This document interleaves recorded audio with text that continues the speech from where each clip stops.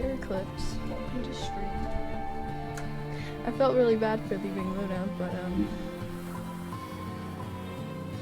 I figured this is a good time. It worked out pretty well this time. And you know, we were getting really close to where the Europeans could not join anymore, so I figured I'd do it while I still can.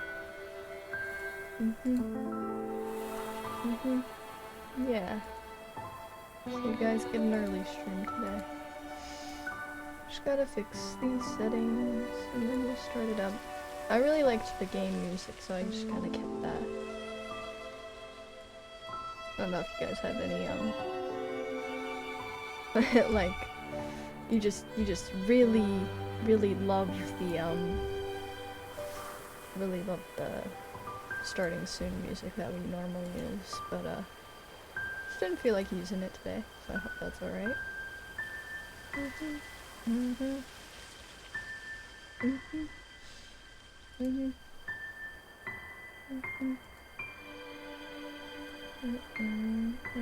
Yeah, Nazca hasn't even gone out. Wow, you are here early. I think it does take the full 5 minutes to actually go out. I think that's why we set the timer to be that long. And also because 5 minutes is just... yeah.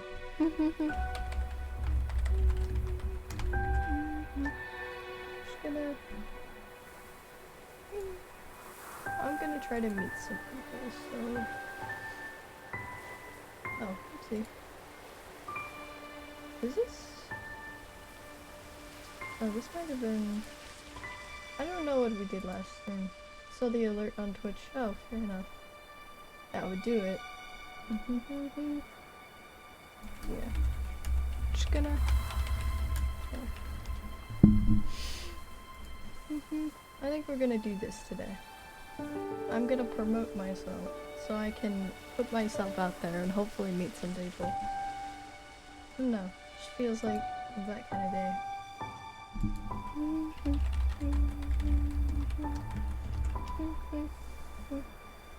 Very nice meeting everyone. I've enjoyed that. Although I am in a lot of pain right now, so that's less great. But it's not major, it's something major, it's just stomach aches and a headache. But I've got my 7-Up to keep me going, so hopefully that will get us through today. I just forgot to move the face cam down, because for this game you do not need to see the in-game chat, like in Minecraft, for example. Alright, there we go. Alrighty guys. Hello everyone, welcome to the stream. Today we are going to be playing some Slime Rancher. We haven't played this game in a long time, so I figured, well, clearly, because there's, I saw the hours on it and I was like, okay, it doesn't seem like we play this a lot, but we played the other one a lot, so I thought we would like this one. You know, heard about it obviously. So yeah, we're gonna do that. We're gonna collect some slimes. Also, I'm wearing my glasses. I can see. For some reason we don't like to wear our glasses. I don't know, I think they look nice. I have glasses in the headspace, so I just... you know. I changed my outfit so I looked a bit more like myself. You know, so it's easier to tell. Although if I guess I switch, then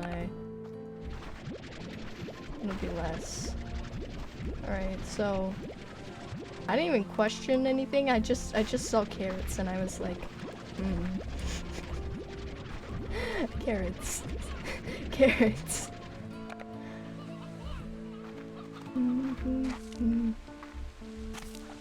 Alright, alright. So we've got little guys. It's nice. They're very bouncy. I like these ones with the little lights on them, right? They look to be like fish. Can I see what they are? Oh, angler slimes. Yeah. Anglers are fish. So that makes sense. This makes sense. Okay. House. Sleep. Sleep for 6 hours. Oh. That's a lot of options. Look how beautiful this game is, though. Alright, and, I need to find new slimes. And, yes, that's the aim of this game. Find the slimes. Grow the slime population. What do these guys eat? What button? What button? Menu! Help! Oh. I'm a little... Favored by... It's not favored by anyone. Can you just tell me the... You don't have a favorite. You like whatever that is. You like chicken? What do you like? You like... pigeons. But just mostly chickens. Okay, I'll get them some chickens. I don't have the special kind of chickens that they require, so... The special chickens, they give you more than one, which is very nice. Oh wait, never mind, I have one in here. Old chicken. This one is old. Get rid of the old ones first. They're coming of age anyways. I think that's fair. Are they not... Are those different breeds of hens? Come here. Oh, one of them's an elder... Oh, there's two of them. Alright. I like how the subtle differences. Kinda nice. There we go. That's nice. They gave me the plorts.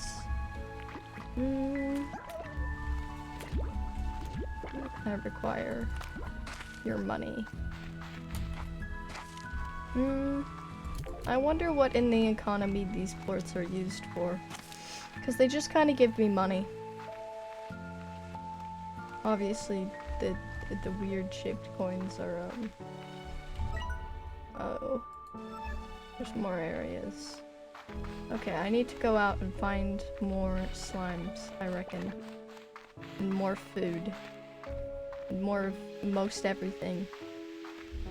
Need to adventure out. I just remembered. I think the last time I played this game, I was talking to Eli, actually. Who I haven't actually met, but still am aware of their existence.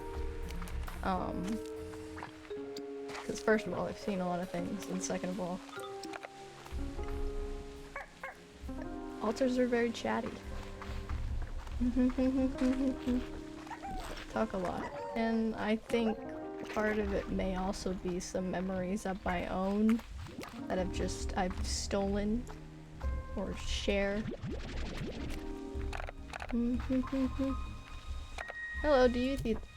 Oh, you don't want to eat this. Eat. Oh, you eat carrots. That makes sense. Because you're a rabbit. Right. I knew that. How many carrots do you need? I don't have that many carrots. Oh, water lettuce? I think I needed that.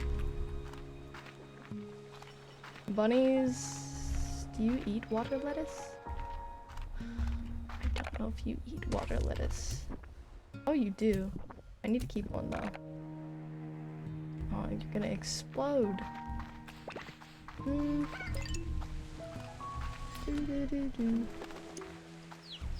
Is there any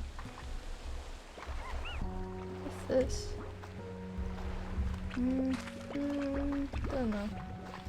Doesn't seem like I can do anything with it. E?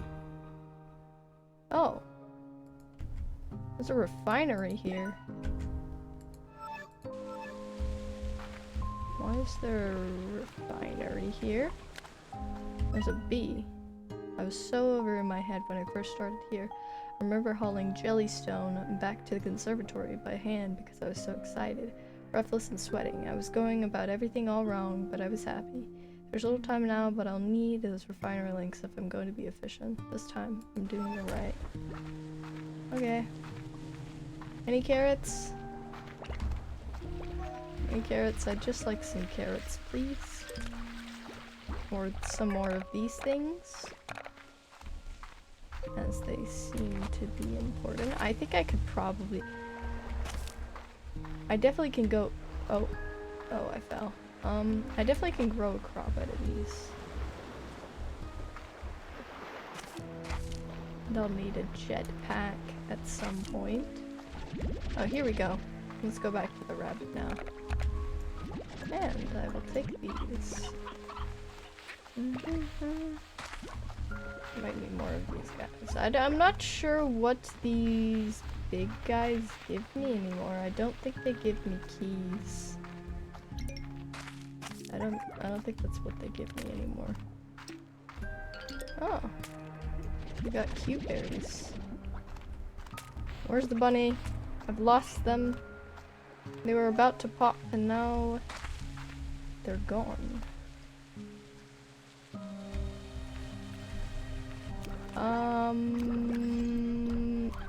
This seems good.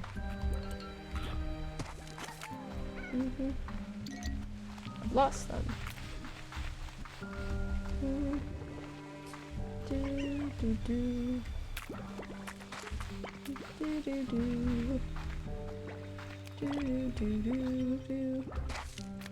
Oh, there they are. I found them, guys. Don't worry. Now, we shall see what happens. Bunch of bunnies. Thank you. What? Hold up. What is that? Okay. I need to throw you guys out. I can go look at whatever it just gave me. Port. Oh! More carrots. Don't mind if I do. I don't need the carrot though. This seems like the important thing, doesn't it? What are the... Whoa. Whoa. Ah! A pillar. A pillar just... Oh, okay. Sure. Sure. How do I get over there? A pillar was just...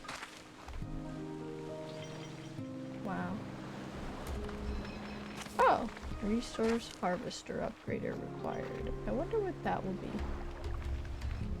This game is so much different, but I'm kind of loving it. Oh geez, so many bunnies. Yeesh. Can't get enough of them. Alright, I went down here. Oh, I see. Wait, I found the thing. Is it time? It's time to go, guys. I don't know where we're going. Starlight Stand. Look how pretty those look. Oh, look how pretty all this looks. The lily pads. I love this. And there's gems on the side and little waterfalls. They were really creative. And the colors, look, one side's blue and then the other side's just pink. It's so cool. There's probably gonna be new things here too. Not like I can get up there.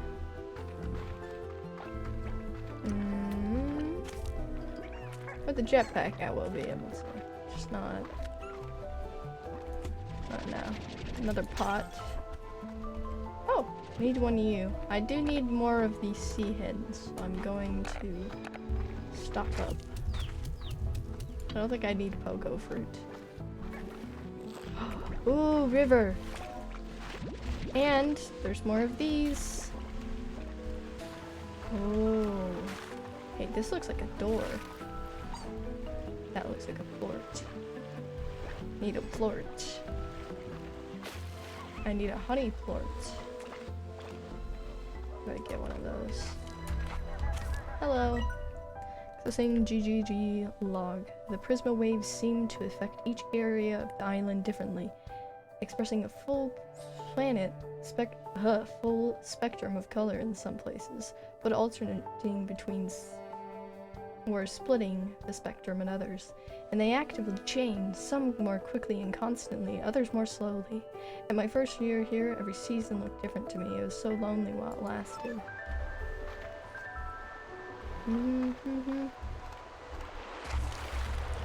So, someone's been here before us, and they've left us all these logs. Which, I don't know why they put them in specific places. It kind of feels a bit like a scavenger hunt. But I guess it just adds to the appeal. Is what we'll go with. Have we gotten a Oh, we have not gotten a rock slime yet. Surprising.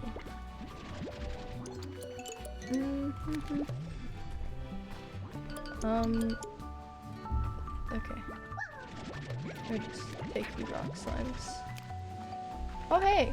This is their food source. I know you guys aren't gonna eat these cube berries, but... Oh, we've already got too much in our inventory. I wish they would give us more space. But I know they will not. This is looking very cool. More chickens. Oh, hello. Hello there. Why are you so aggro? Oh, this one can turn invisible as well. That one's aggro.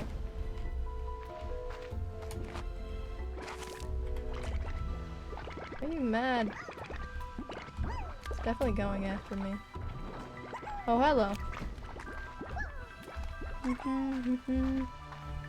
Listen, I'm going. Bees? Bees. Why is there bees? I feel like we can harvest from that. Well, not now, obviously, but in the future.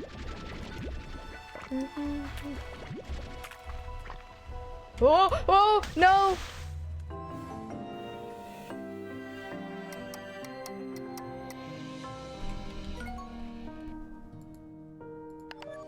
I didn't do that. That wasn't me.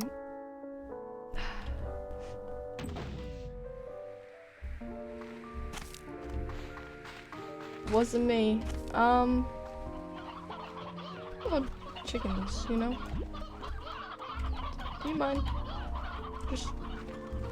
Can you just eat these real quick? There's too many in here. There's too many. It's getting a bit crowded. I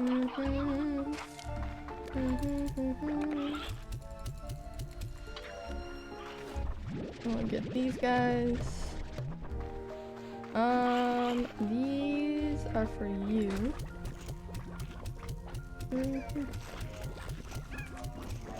They're the ones that like the pogo. And I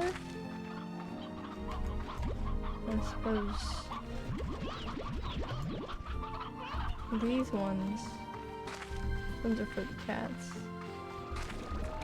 There you go, kitties. Eat. Enjoy.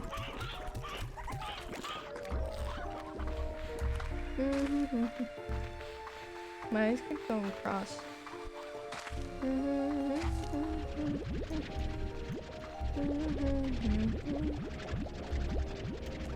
I'm not used to wearing glasses, clearly.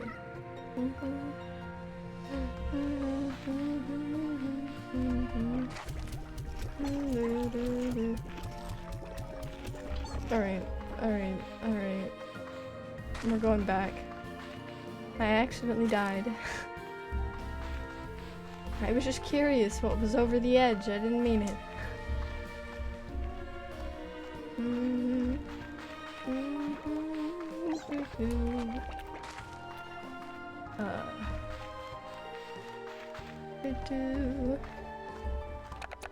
Yeah.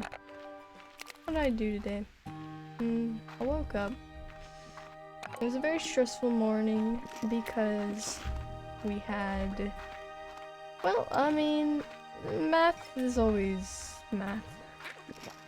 Just, I don't like it being our first hour. It's not very kind to make it our first hour.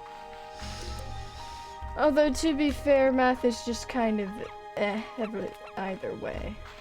Still, the first thing you do in the morning, being that, absolutely not.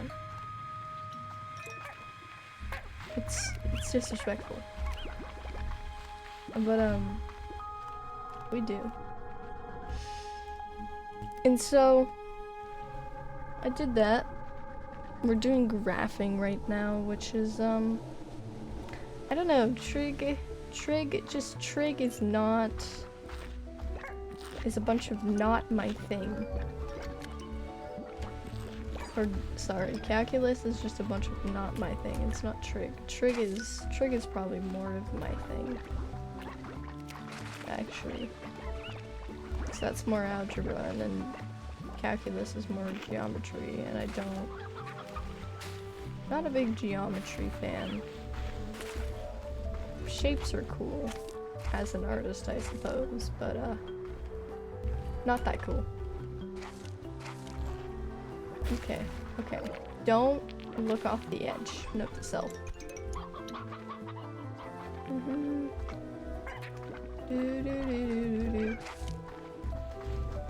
I think...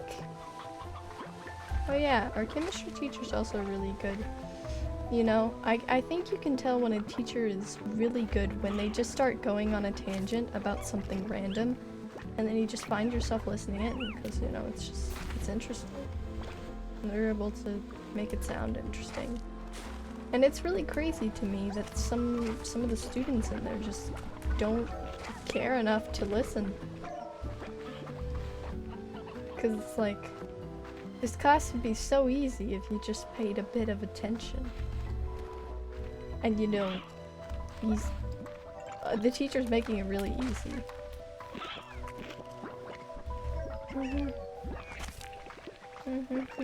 You know? Oh, that's concerning. Is there another one? Okay, I need to get my rock slimes back. I do not need to pink one.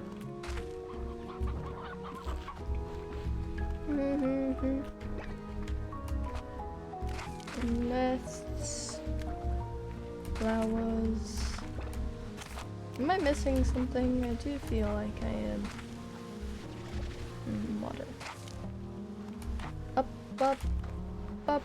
Up we go. I don't know where we're going. Don't fall off the edge, please. Oh. That's not what that was. I thought something. Oh! Coo. Don't do that. Oh. There's a lot of rabbits. There's too many rabbits. Please, take a swim. Take a swim.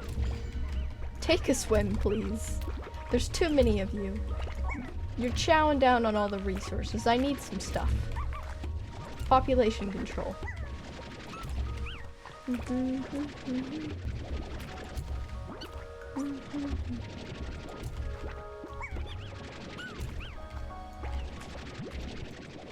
don't need that.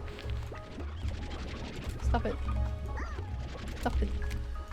Out of here. It's alright. Are they just gonna be floating in the ocean, or? Oh no, they just disappear, actually. That's nice. Right, anything for me to gather? 'Cause I'm not seeing a whole lot. I don't think there is anything. Oh, we haven't even gotten this island. Gone out to one of the islands here, and it's just... I haven't found the map. I feel like I should probably do that. Where could the map be, do you guys reckon? I mean, it's gotta be kind of close to spawn,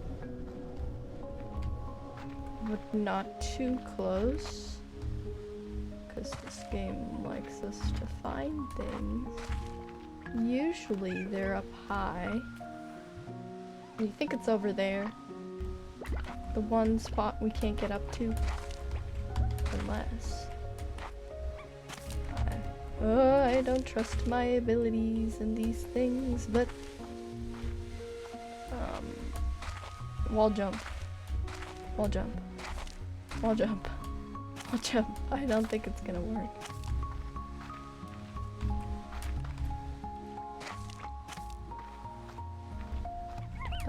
There's a tree. Still not high enough. I'm trying to break the game currently. Oh. I don't think it wants me to.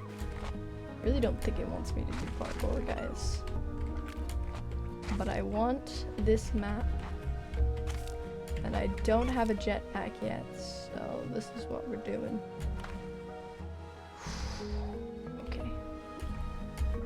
Yeah, I don't think this is how the game intended it, really. I think I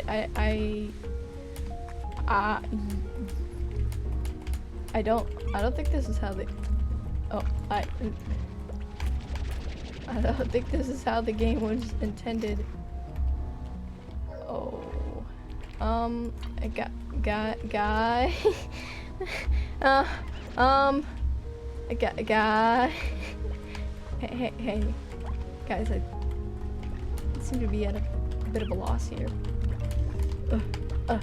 Get out, please. Uh-oh. I can't compute. Oh, goody. Does wiggling the trees help or not? Because oh, maybe? Come on. Wiggle. I'm stuck. Can I shoot things? Hold on. Oh my gosh, I'm so smart.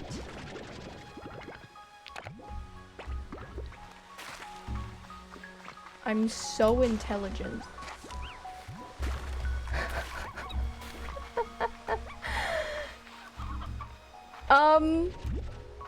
Okay, life hack, I suppose. A note to self. Do not try to parkour on the trees. It never ends well. Okay, hey. Oi. Okay, wait, if that's the case. No, no, actually it was because I was in a tight space. I'm not sure if that will work now.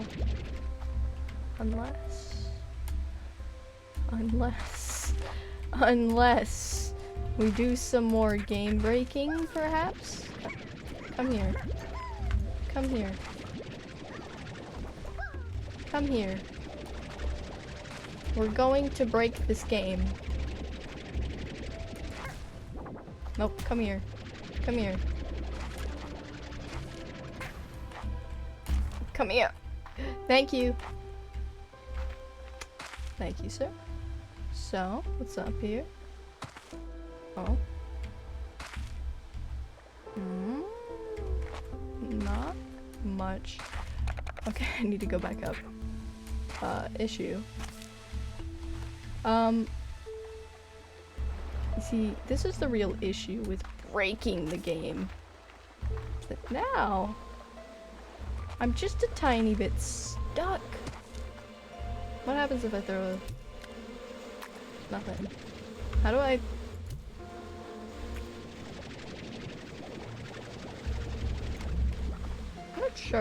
I'm not sure what to do with that, actually. Okay, let's go break the game some more. Where do we need to get up? Oh, here? Easy dubs.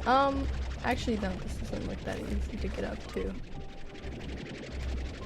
Less. Oh. Tree.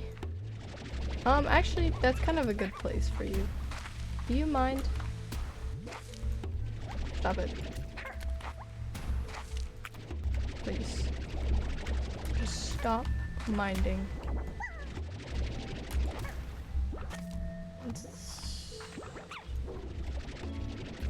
Hey there.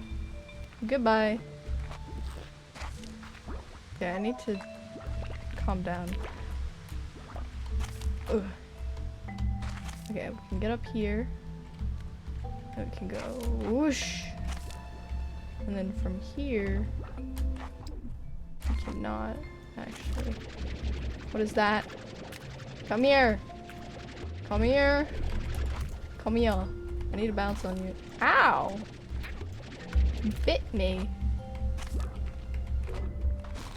Ouchie. Do you mind? Okay. Not good platform.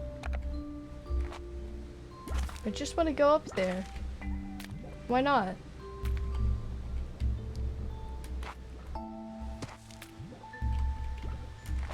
Breaking the game is my favorite hobby. Just let me break.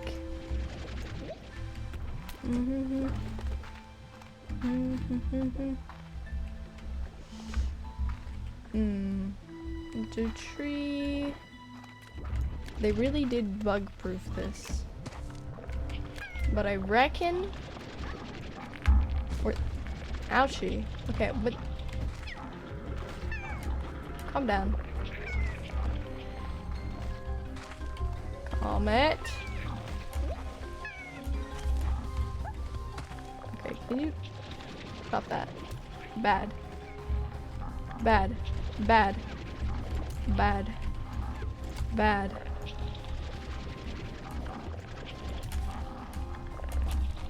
Whoosh. Right, I'm hurting them.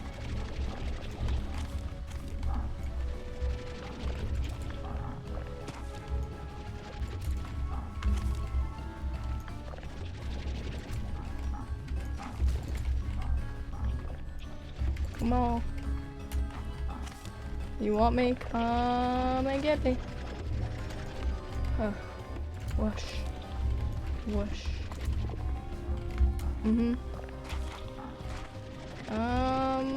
Yeah.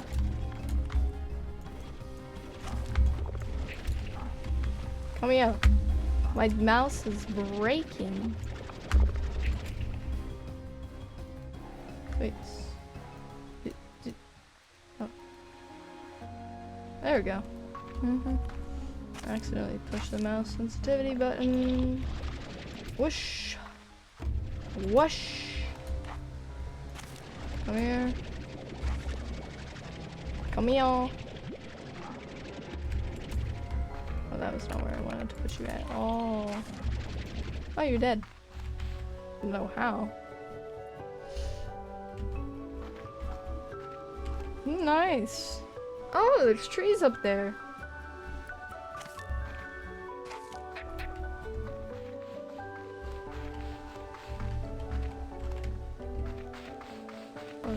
Wait a sec. There. Oosh. Oosh. Ooh. Just let me break the game, please. I just want to break the game. Oh. And you can fly, so that's kind of good.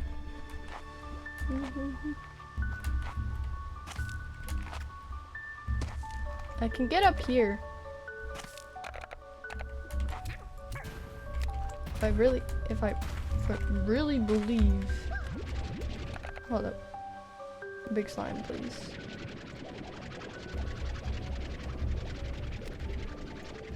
Oh yeah, do turn into a big slime, will you? Here, come here. Oh, never mind. I don't need you. Even better. And you are also nicer, so this works out. Hey, what? Hey. Don't fly. Don't. Full. Come here. Ooh, okay. Platform. Where do we go next? Good question.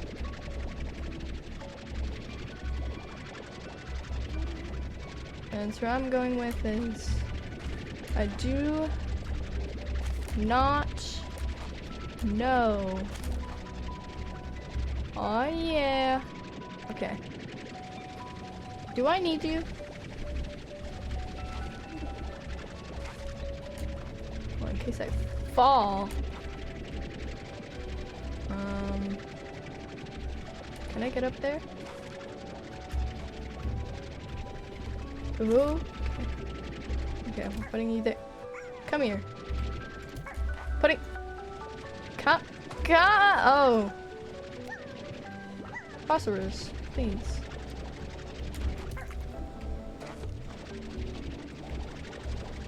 Yes, I know this is not. We got up there. Where are we? Seems like we can jump to there. Beehives. Are we in a new area?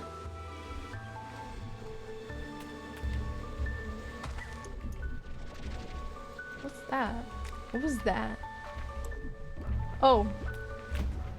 Angry. Why are you angry? Be angry at the bees. Be angry at the bees. Ooh.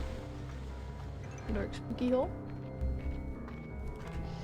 New slimes, please.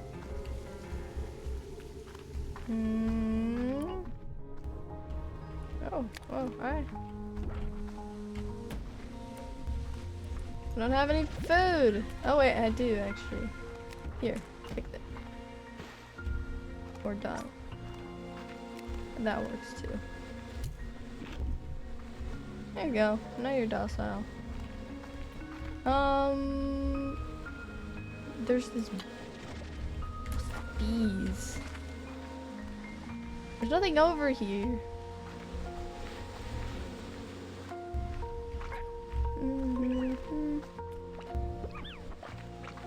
Or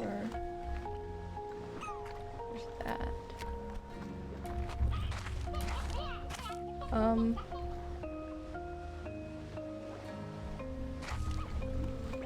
What is? Alright, there's a way up here, so I think we should. Woo! New place. New place. Whoa. Whoa. Can I jump that?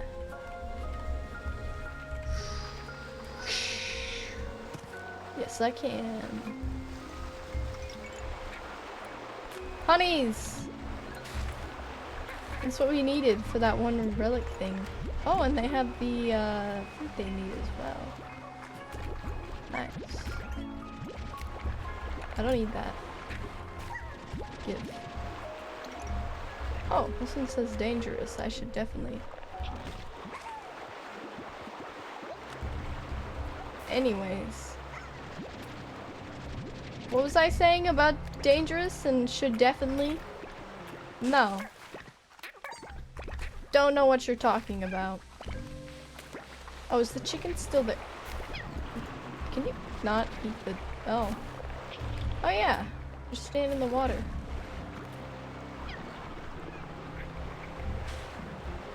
Yeah. Okay, here we go. Please. Please eat the chicken. Please. Eat the chicken. Thank you for the raid, Luna. Hope you had a good stream.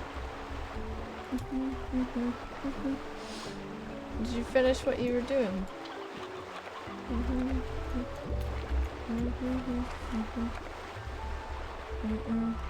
Oh, there's a map. Map! How get map?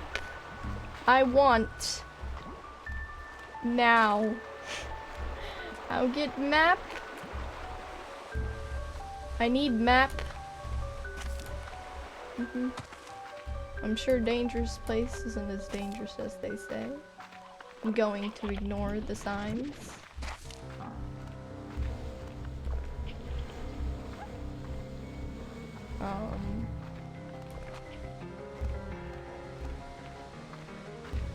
That's fun. Oh, we're back. How did we get back here? How did we manage to do a full loop? I have no clue. Well, that happened. I saw the thing though. How get up? Is there a big slime around here anywhere? I'd like a big slime. Here, can you eat? Eat, please. Ow! Ouchie. Eat, please! Oh, sir. Oh, you eat carrots. That makes a lot of sense. Actually. Here. Okay. Chill. Okay, where's the plort? Where's... Hello? Where's the plort? Did you eat, sir? Thank you. Thank you! Okay, I got the rock plort. Now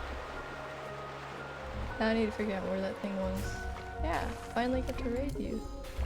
Really cool. Yes, turn, baby! New places! Ooh, tunnel. Secret tunnel. Secret tunnel. Through the mountains and the woods. Hi, Eclipse. Do do do do.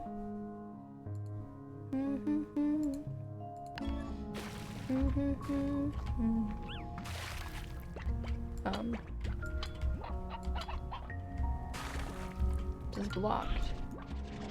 There's something behind there, though.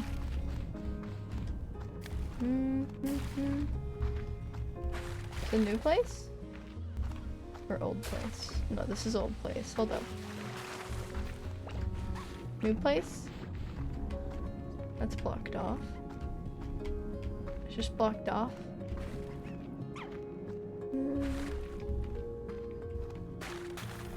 It's lame. It's blocked off. How do we get in through there? I thought we were gonna see a new area, but it's just...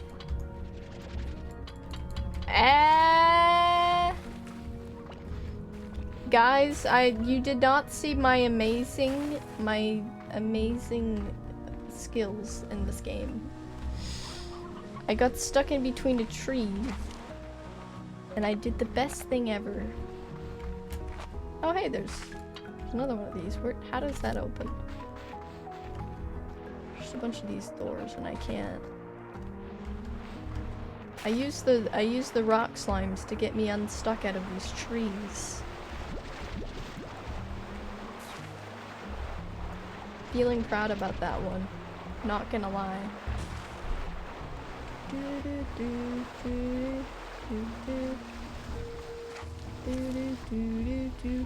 Cause I was just lagged in the trees because I've been trying to break this game.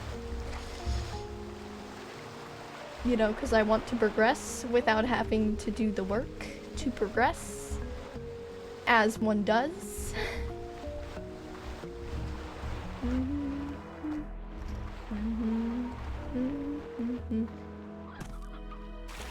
Doing actual work is for the lame.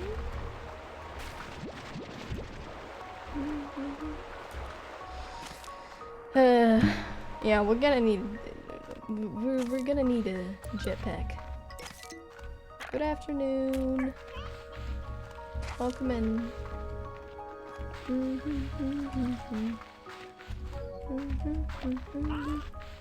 It's nice meeting all of you guys.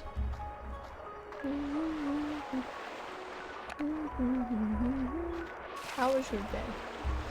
Yeah, how's chat doing? How we all doing? Had a good day? Can I? Tree! I can parkour this shit. Yeah, boy. Yeah. I feel like that was not how I was supposed to do that. But they gave me a tree. And where there's a tree, there's always a way. Whoosh. Was this a good idea? Absolutely not. It was not a good idea. It's fine. I can get away.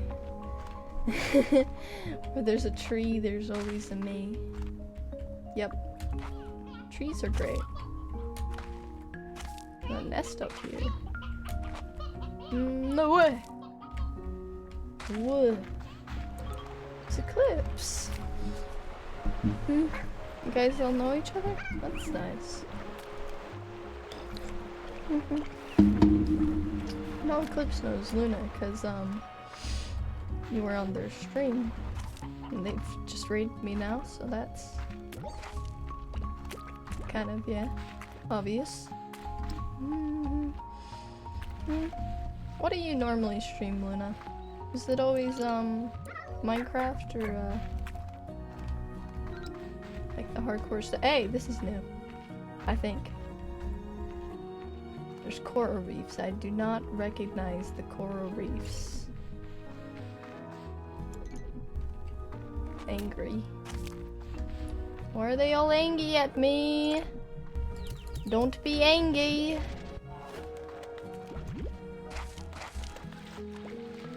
I should not have thrown those away, now that I think about it. Those are probably a lot more important than what I just snatched up. But that's okay. It was a 1 millisecond decision.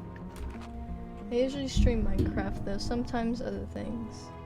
They ain't really the person being in streams. Oh. Maybe not. But Luna's been around my streams. We talk in our streams sometimes.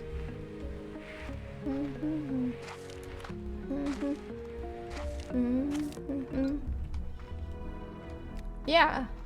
Luna's been talking in my chat recently. Not specifically to me, but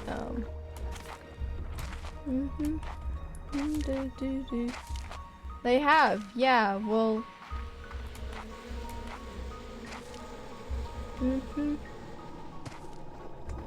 Yeah. That's been a thing.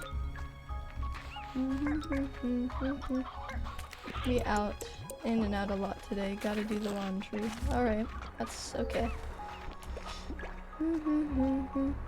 Today will just be a chill day. So. Speaking of chill, we need fruit. I require fruit for this honey so I can open a door. Fruit, please. Okay, fruit. Come, come. come before they migrate or something. Where's the door? Oh yes, you're all here. Take. Eat. Thank you.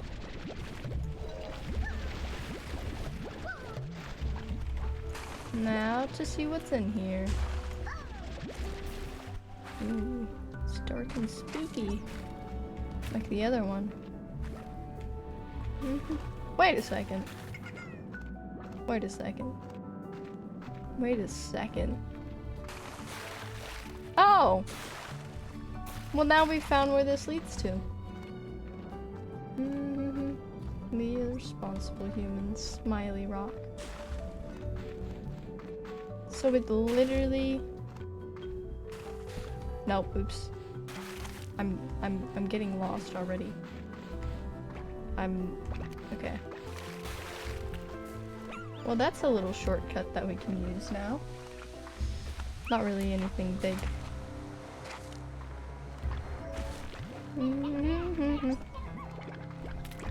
Where is the way home? Oh wait, I should have taken the portal, shouldn't I? I was just like, oh, no, that's the portal. I noted in my brain, that's the portal home. And then I proceeded to walk away from it. I have a very intellectual brain.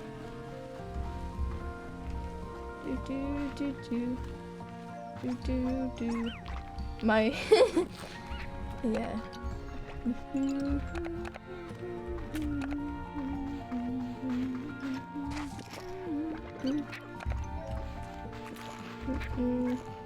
That's alright. There's a boat down there. Oh, hello. Just gonna... Rude. I just wanted to squeeze on by, you know? Clearly, this game has been tested too much for my nonsense.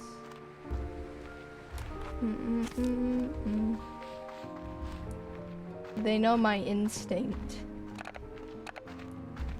And they don't agree with it. Alright, how do I grow water lettuce? How grow? How grow? Is this? I don't know what I'm gonna do with the pond. I think it's a garden. Grow, please. There we go. Ooh.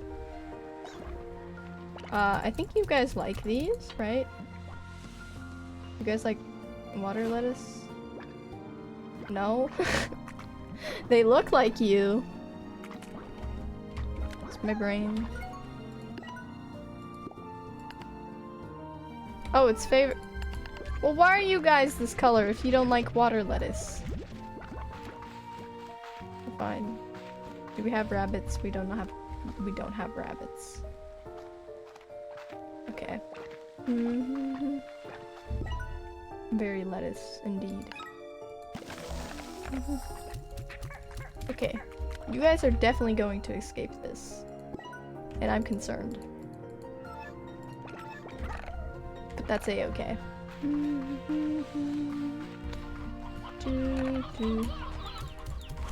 Okay, more of those guys. Let's just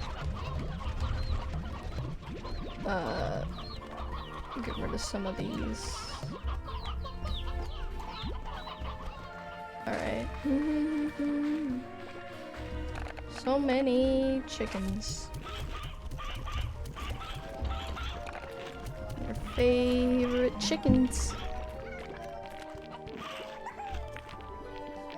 There's like 41 plorts in there. Oh, there's 74 in here. I've been a very responsible slime owner. Alright, you know what? We're just gonna mix these. I think you would go well together, so...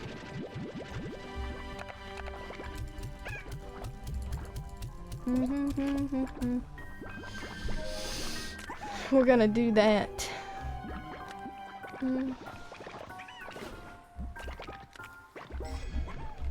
Oh, it's so pretty. Look how pretty that slime is. Oh, look how high that slime can jump. Oh no. I don't have enough for an internet.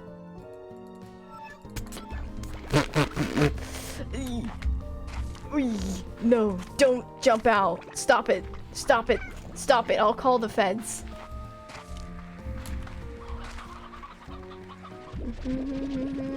I'll call the feds, please. Stop getting out. No, I'm literally gonna call the feds, please. Stop. Stop. Stop. Stop. Doo-doo. Doo-doo. Dum-dee-dee-dee. I'm sure they're fine over there. Sure they're not getting at the pin like I told them not to.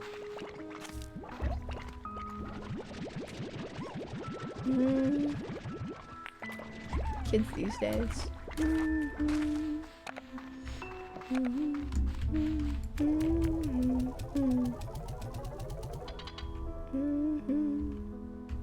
A lot of boards.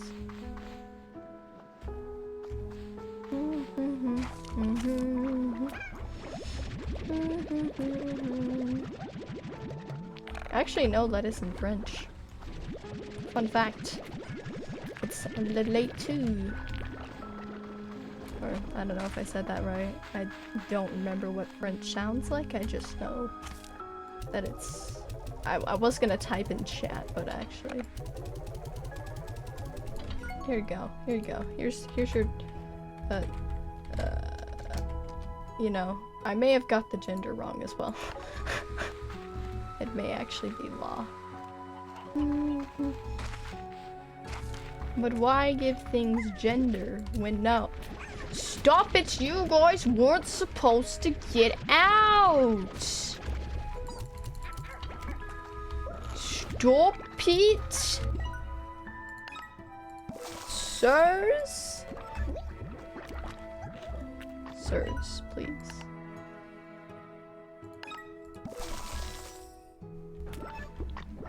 Please. Reduce slime agitation. I cannot. I cannot with you guys. Just the jukebox? Okay. Well, if I walk up to you.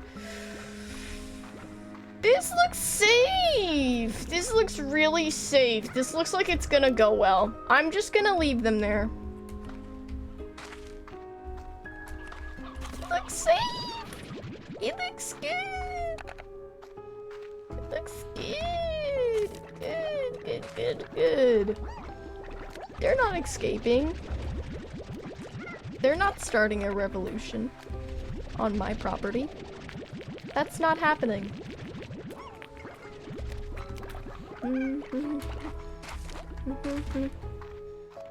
This is a game where I feel like I've just caretakered too close to the sun.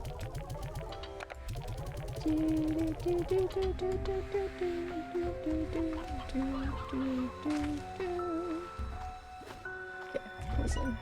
Listen. Listen. Sirs? Comment. Alright, now you guys aren't getting out, alright? You guys aren't doing this. This is not happening. It's not happening. Please don't tell me you can eventually break through the internet, because I will actually cry.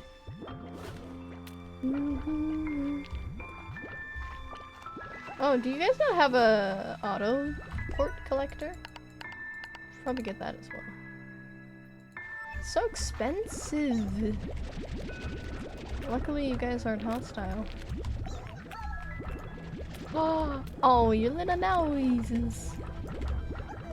No, the little noises. Oh, they're being so cute. They're just little guys. You know what? What if we, well, this is an animal, right? So I guess the smart thing to do here would be to breed these with the bunnies? Question mark? Just put a couple bunnies in there. And bunnies are a hassle to hold. Because they just like, they jump so high in the sky. And I cannot. Calm. Please calm. Please calm. Calm. Calm it down, Susan. Oh, port collector. I mean, collector.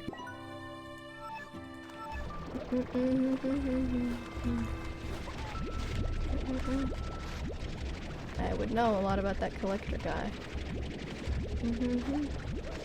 Anyways, do you guys want to see my comfy shoes? This is the, quote-unquote fit. As you can see, we've got some Crocs. They're black. And they have fuzzy inside.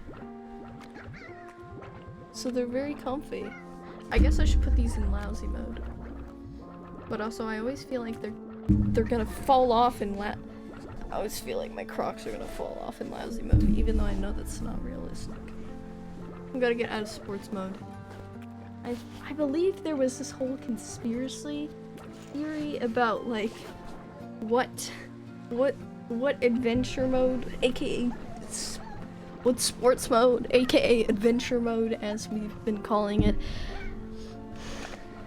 does. Is water what? Who eats water lettuce? Who eats this? I do not know. It's a fruit though. What is lettuce? Is it a fruit? It's just kind of a... Sirs. Now...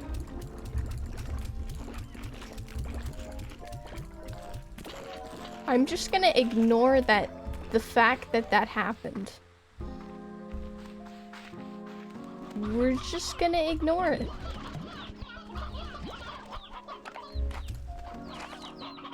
Did not see that whatsoever. Nope. Nope, they're not escaping. Why would they escape? Explain it. Because they're not being fed properly? No, they're fine. They're good.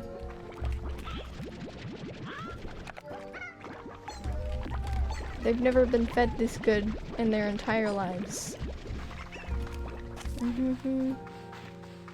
It's time to get the net, I see.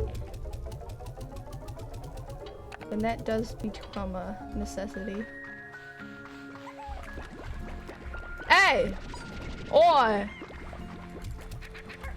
I did not say that you could go into your friend's pen. Sirs. Sirs, please.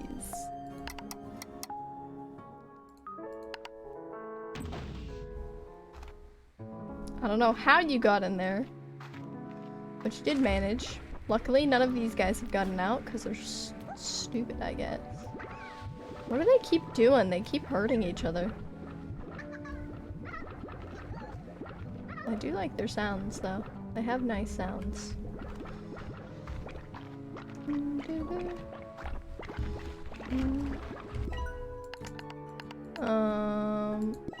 Yeah, no, we're not rich enough for that. Sorry. No! Get back in. These guys really want to go see each other, and I don't know why. Okay, you know what? Maybe this is a sign. just gonna...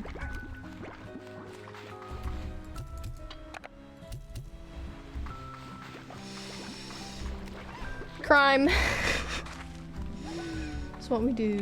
It's what we do. I wonder if Eli's gonna stream today.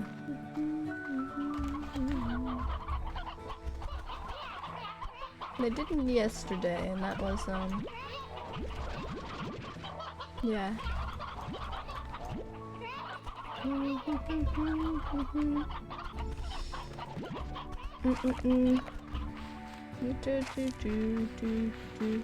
It was fine though.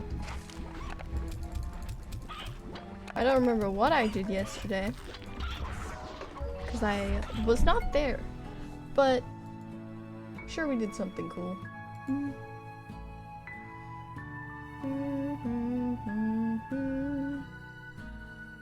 Probably.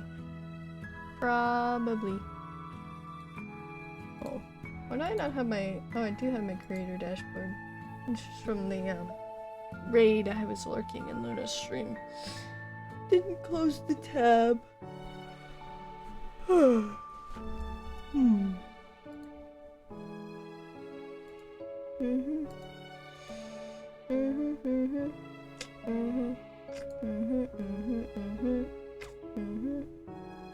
Oh, you can be angry at different things. That's cool. Luna got some new emotes. I do like.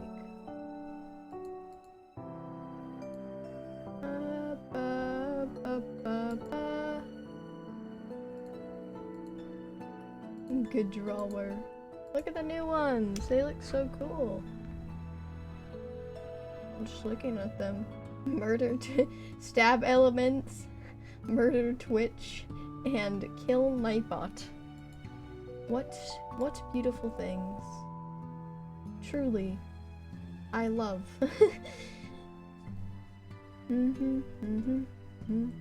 That's cool.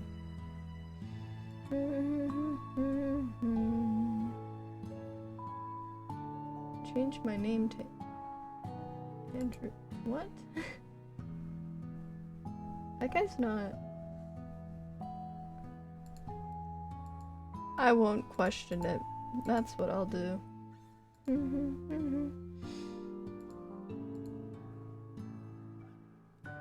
Clearly has. Alright. Speaking of, it's been an hour now. We should probably do a switch up on games. Or content, I suppose. Let's see, what can we do? Didn't plan to go live this long. What is this conversation? Okay. Sure.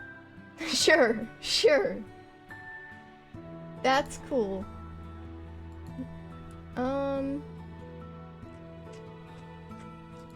Oh yeah, we need the games.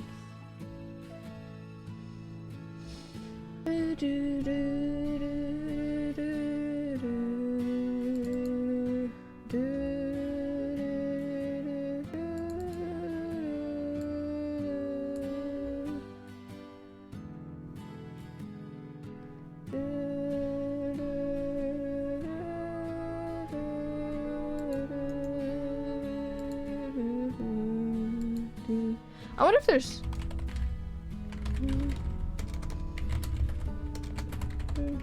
Let's see. I'm going to... Oh yeah, here's what we're gonna do. We're gonna go and just chatting for a sec while we figure things out. I'm gonna quit, and then we're just gonna... I'm gonna shuffle these. Oop. We're gonna shuffle these. Oh. Stream lag. Stream be laggy.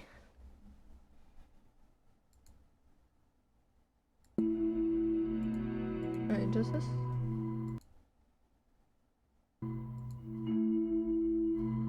Does that help? Oh, I've...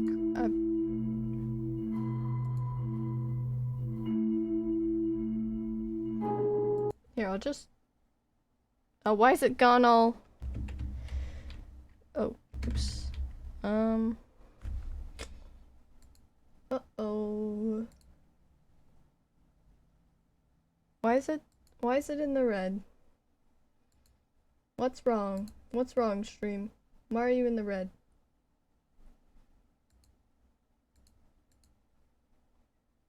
Sir, why are you in the red? It says excellent. Guys, is it going okay? Is it doing right?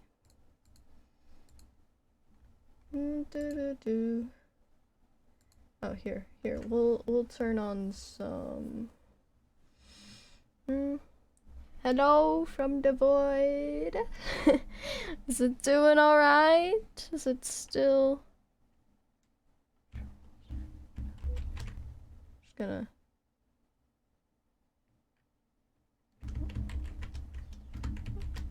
What? It's just still in the red. I don't know why it's... It's weird.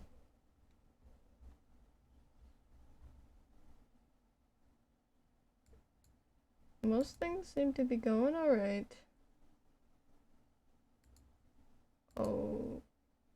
Ooh. Oh. Oh. Okay, it's back. It's back, I believe. It's doing better. Got really pixelated for a second. Sorry, guys. Alright. Let's turn on the music that I wanted. Oh, I could play this. Ooh. Actually, no, this isn't what I wanted though. Because this one doesn't last very long.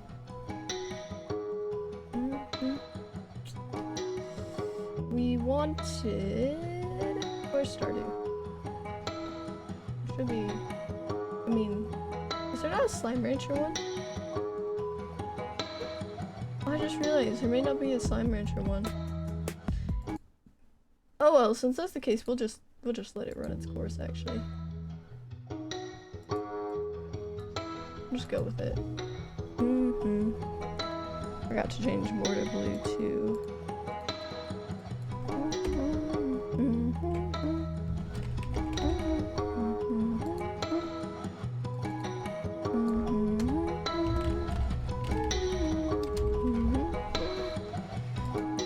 That's alright. That's a nice song. Does it look weird with the glasses? Because you guys normally see me without them.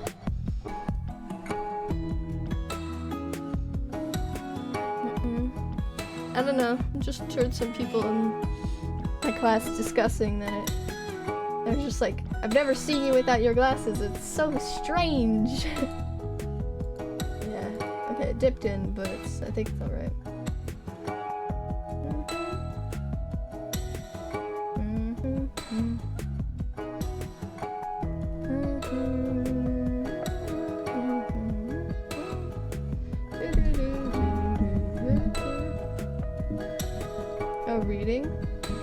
I could read to you guys. Do you guys want me to read? Is there a reading category? I don't think there's a reading category, so I'll just do... Well, there's sort of, alright, let's go, let's... Sure.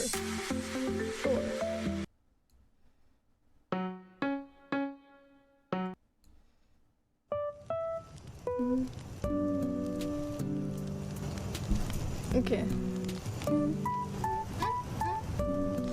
Guys, I've got some book options.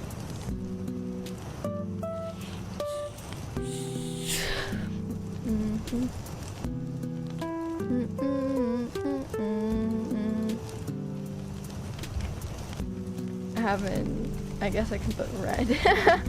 I'm not very original.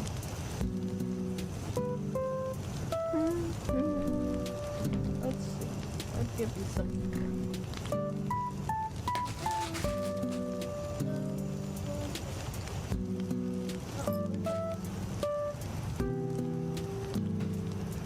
Alright. We've got this book, Allies and Assassins, by Justin Somper. Hold up, let me get all the options before I go over them.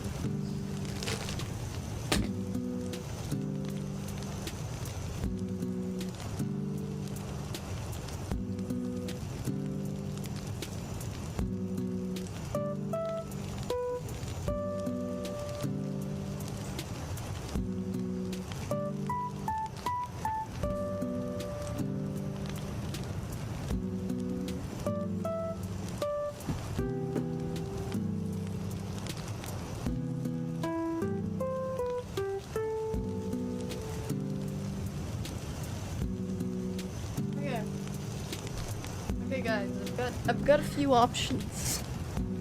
Just a few. Alright. So, oops. Alright, so reading, right? So this is rum. I can read the backs if you guys would like, but I'm just gonna. This is rum. It's a story I haven't read in a while. It's not too long. It's only about 200, and plus it's a very small book. This is an iconic Charlotte's Web by E.B. White. Could read Charlotte's Web. There's also pictures in this one, so that's kind of cool. So those are the more kids ones. And then the other ones we have are, we have this series. I guess I should put them more in order. We've got the first book and the second book. Depending on what you guys have read, I can read either one. These are by Robert Beatty. It's good. It's a good series. Good series. And we've got 4 books. They go. Which order did they go? I believe. I always get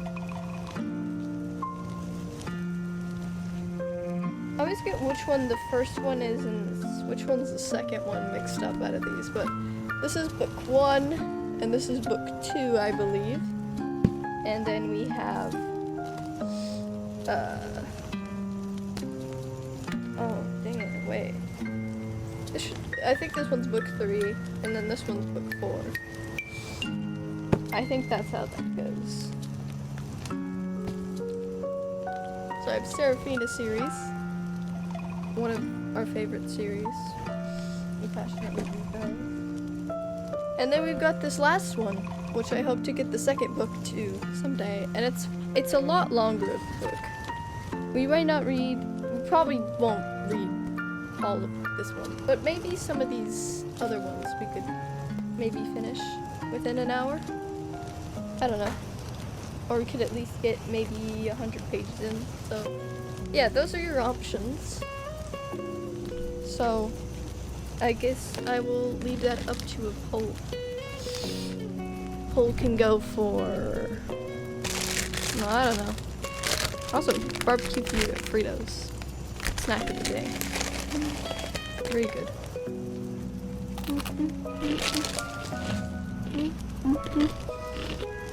So I'm gonna start up a poll on that. What book should I read?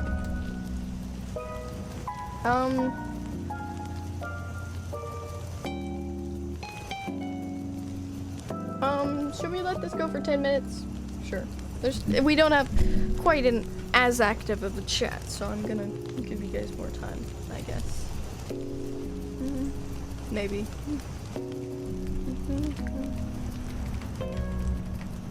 Okay, Charlotte's Web. We got Charlotte's Web. We've got Rump. again, the children's books. We've got allies and assassins.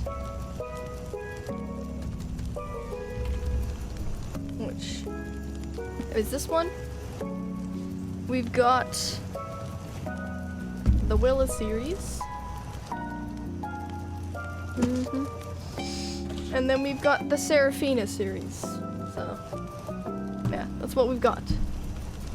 We've got Willa. And then we've got Seraphina series. So there you go. Oh, does it not? Oh, is it Rumpelstiltskin? Hold up. I'll put, if I put Rumpelstiltskin, will you? It's a, oh, is it assassins? It could also be assassins. There you go, Rumpelstiltskin. That works. So those are your options.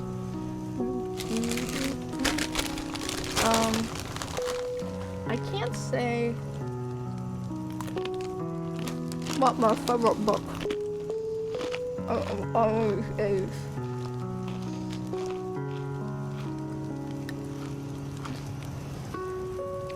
But I definitely, obviously I really like the Seraphina series. So, and if we don't get a vote out of this, I guess I will just spin the wheel.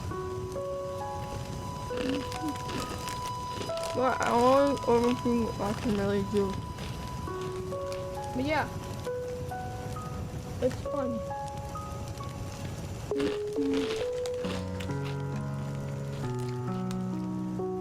Here's what I reckon we could do. We could read these, yeah, for maybe until 6, and then if Eli goes live, we can just raid them.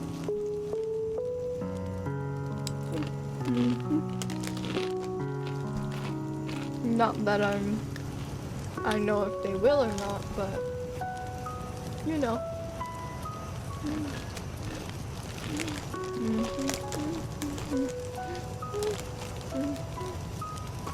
Nom. You're very good.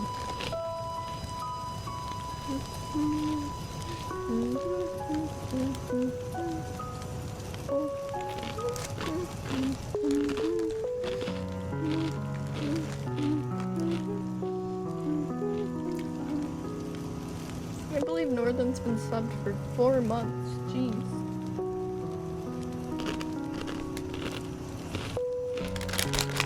That's a long time.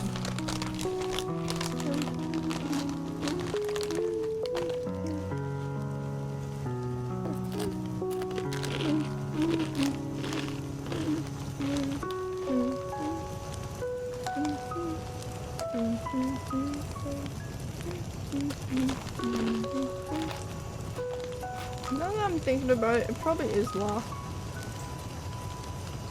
Knowing French.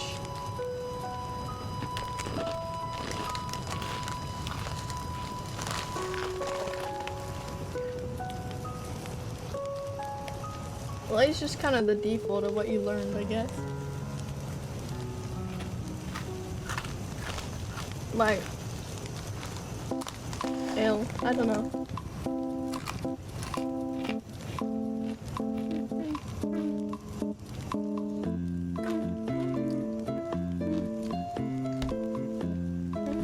Oh wait, hold up. There's a rain version of Stardew Valley. That seems interesting. I should really put Slime Rancher music on this. I don't know why I don't have any.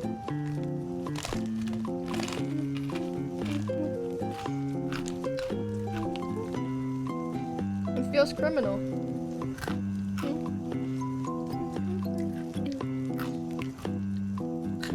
Oh yeah.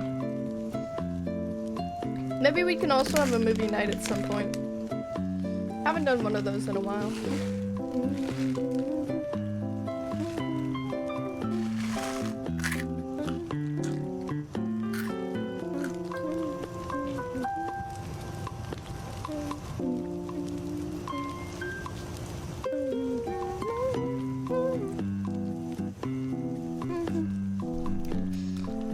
I often wonder if I should just, I don't know, I think it's, okay. I think starting a podcast could genuinely be pretty fun.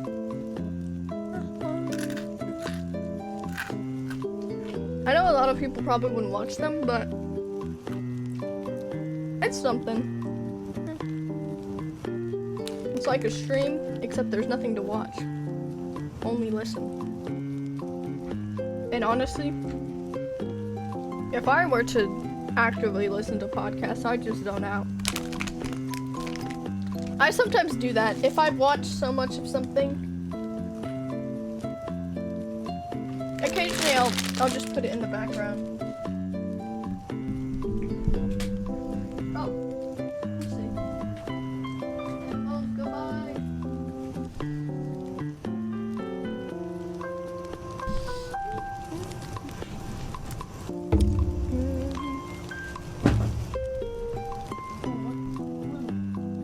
One of my books fell. That's fine. Yeah. Hello. Hello, giraffe, roach, rat. How are you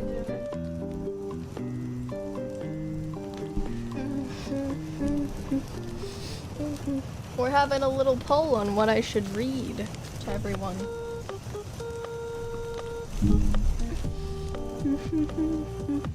I swear it stopped giving me notifications for Twitch. Well, there's always the Twitter or the Discord that can also give you notifications. Just in case. These are kind of blurry. It's because they haven't been cleaned. But also, my vision's also kind of blurry, so.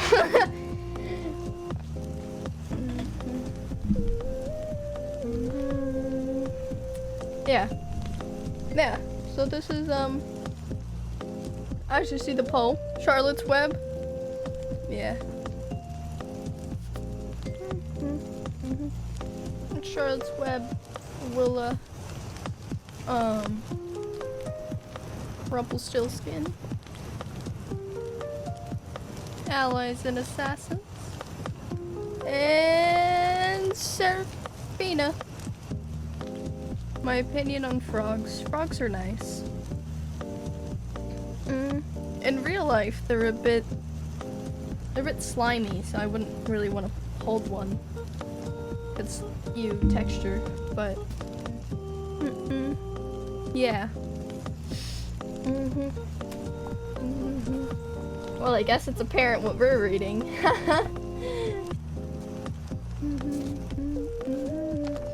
Yeah, I don't know. They're all right.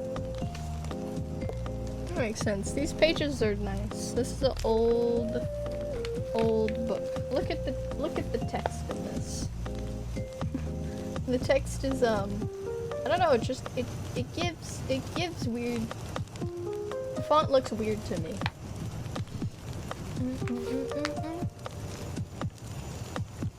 I guess it's just because it's so big. It's old book, yeah. It's got a nice spine. It is an old book. It's an award-winning book, as you can see with the staple. I wonder if any of these. Robert Beatty doesn't actually have a stamp, although arguably they are bestsellers in themselves. Hold up, wait, actually, this one might. Does that have a bestseller? Oh no, it has a sneak peek of the next series that he was gonna produce. No, this is the only one. Oh wait, never mind. It says at the top. The #1 New York Times best-selling series. So this is how you know it's good, I guess. Any of these other ones don't really. Yeah, but I remember reading these two ones in being read these two ones in school and things, so yeah. I remember Charlotte's Web pretty well because I watched the movie and the thing, but we can go down a trip down memory lane. The childhood vibes, I see. That's a lot of points. How much has that dog cam got? Quite a bit. Almost to 40. I know it's 35, but still. Alright, well we could definitely finish this before Eli's stream, I reckon.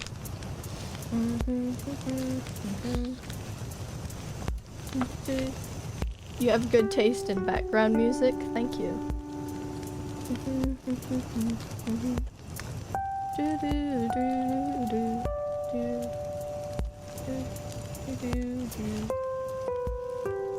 Rock. Ooh. Alright. Alright, we're reading Charlotte's Web.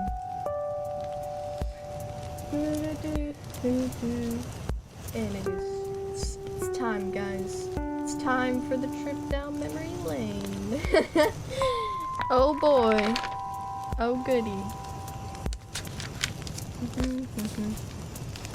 Alright. There's a picture.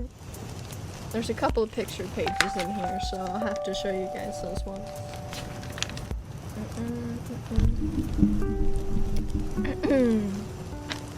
Is this the first chapter or...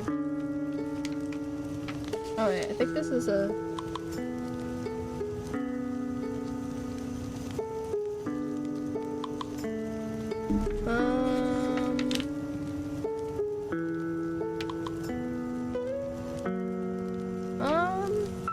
I think that's the prologue. Do we want to read the prologue? I keep forgetting that it's Friday and we don't have school tomorrow. Yeah.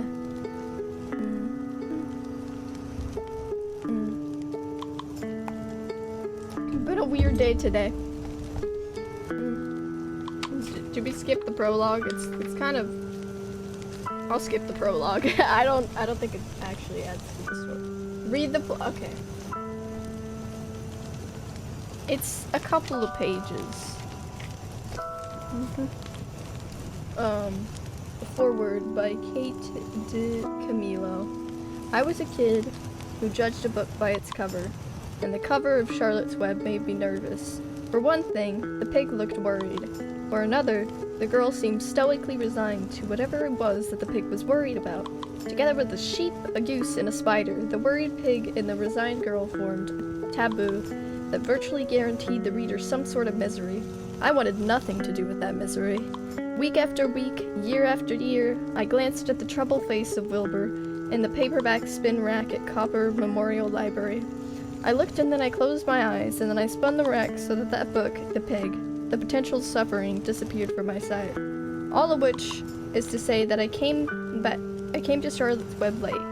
I didn't read the story of Wilbur and Charlotte and Fern until I was 31 years old, and I only read it then because I was strong-armed into it by a writing teacher who held the book up as a miracle of storytelling. This teacher intoned the opening line of the book. Where is Papa going with that axe? Often with passionate conviction. According to her, anyone who wanted to write must read Charlotte's Web. And I wanted very much to write. So shamed, resentful, and more than a little anxious, an axe and a worried pig. It was just as I had long suspected. Things couldn't possibly turn out well. I read Charlotte's Web, and things didn't turn out well. But they also did turn out well, and that for me is the crux of the miracle of this book. Within the confines of its pages, something terrible, something unbearable happens, and yet we bear this unbearable thing. And in the end, we even rejoice. E.B. White said, "All that I hope to say in books, all that I ever hope to say, is that I love the world."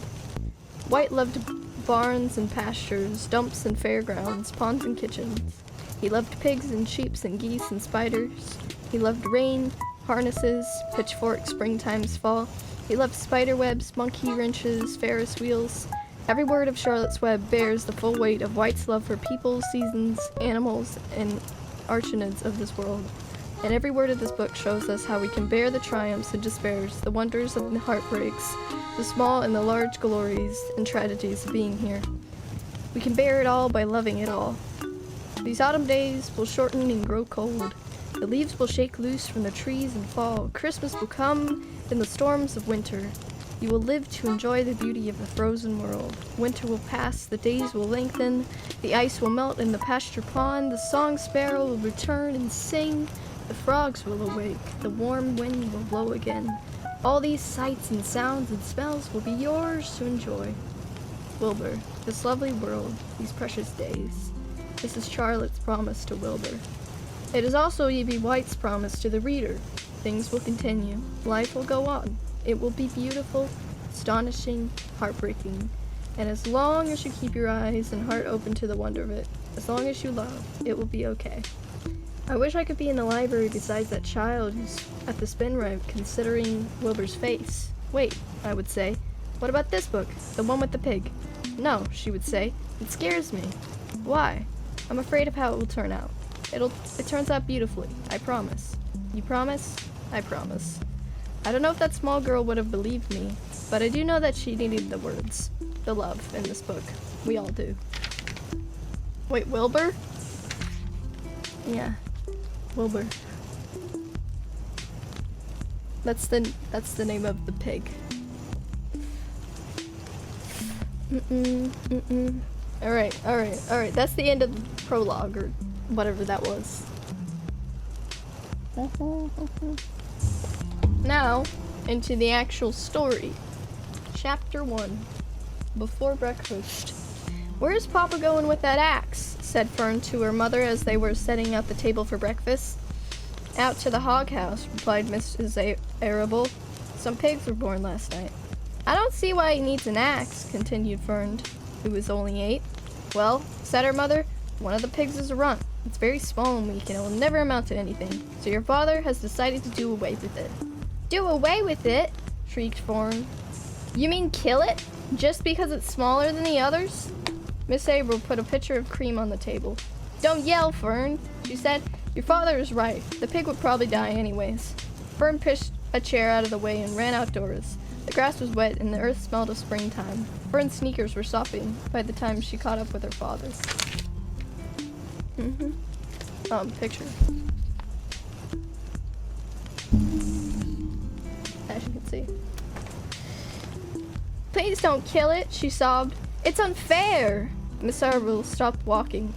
Fern, he said gently, you will have to learn to control yourself.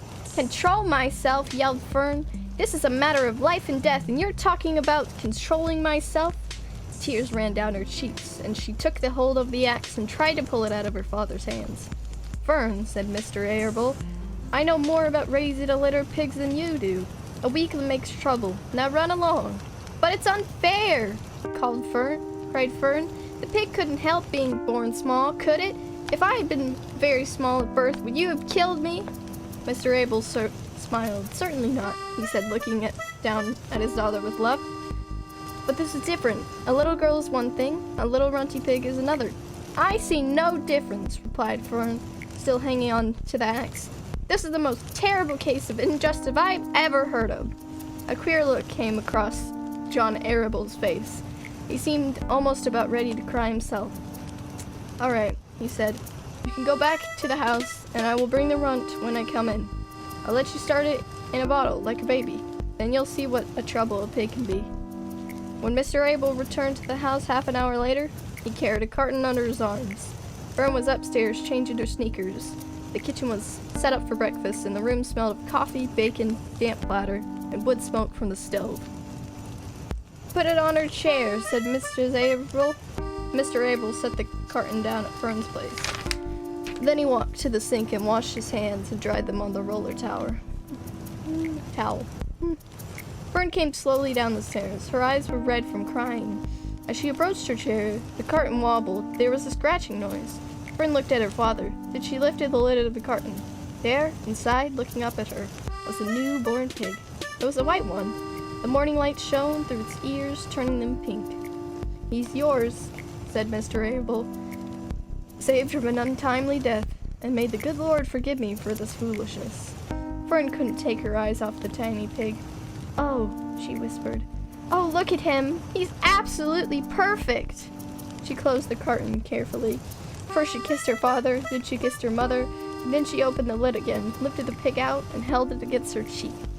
At this moment, her brother Avery came into the room. Avery was 10. He was heavily armed, and an air rifle in one hand, a wooden dagger in the other. "What's that?" he demanded. "What's Fern got?" "She's got a guest for breakfast," said Mrs. Arable. "Wash your hands and face, Avery." "Let's see it," said Avery, setting his gun down. "You call that miserable thing a pig? That's a fine specimen of pig. It's no bigger than a white rat." "Wash up and eat your breakfast, Avery," said his mother. "The school bus will be along in half an hour." "Can I have a pig too, Pop?" asked Avery. "No, I can only distribute pigs to early risers," said Mr. Abel. Fern was up at daylight, trying to get rid of the world of injustice. As a result, she now has a pig. A small one, to be sure, but nevertheless a pig. It shows what can happen if a person gets out of bed promptly. "Let's eat." Fern couldn't eat until her pig had had a drink of milk. Mrs. Abel found a baby's nursing bottle and a rubber nipple.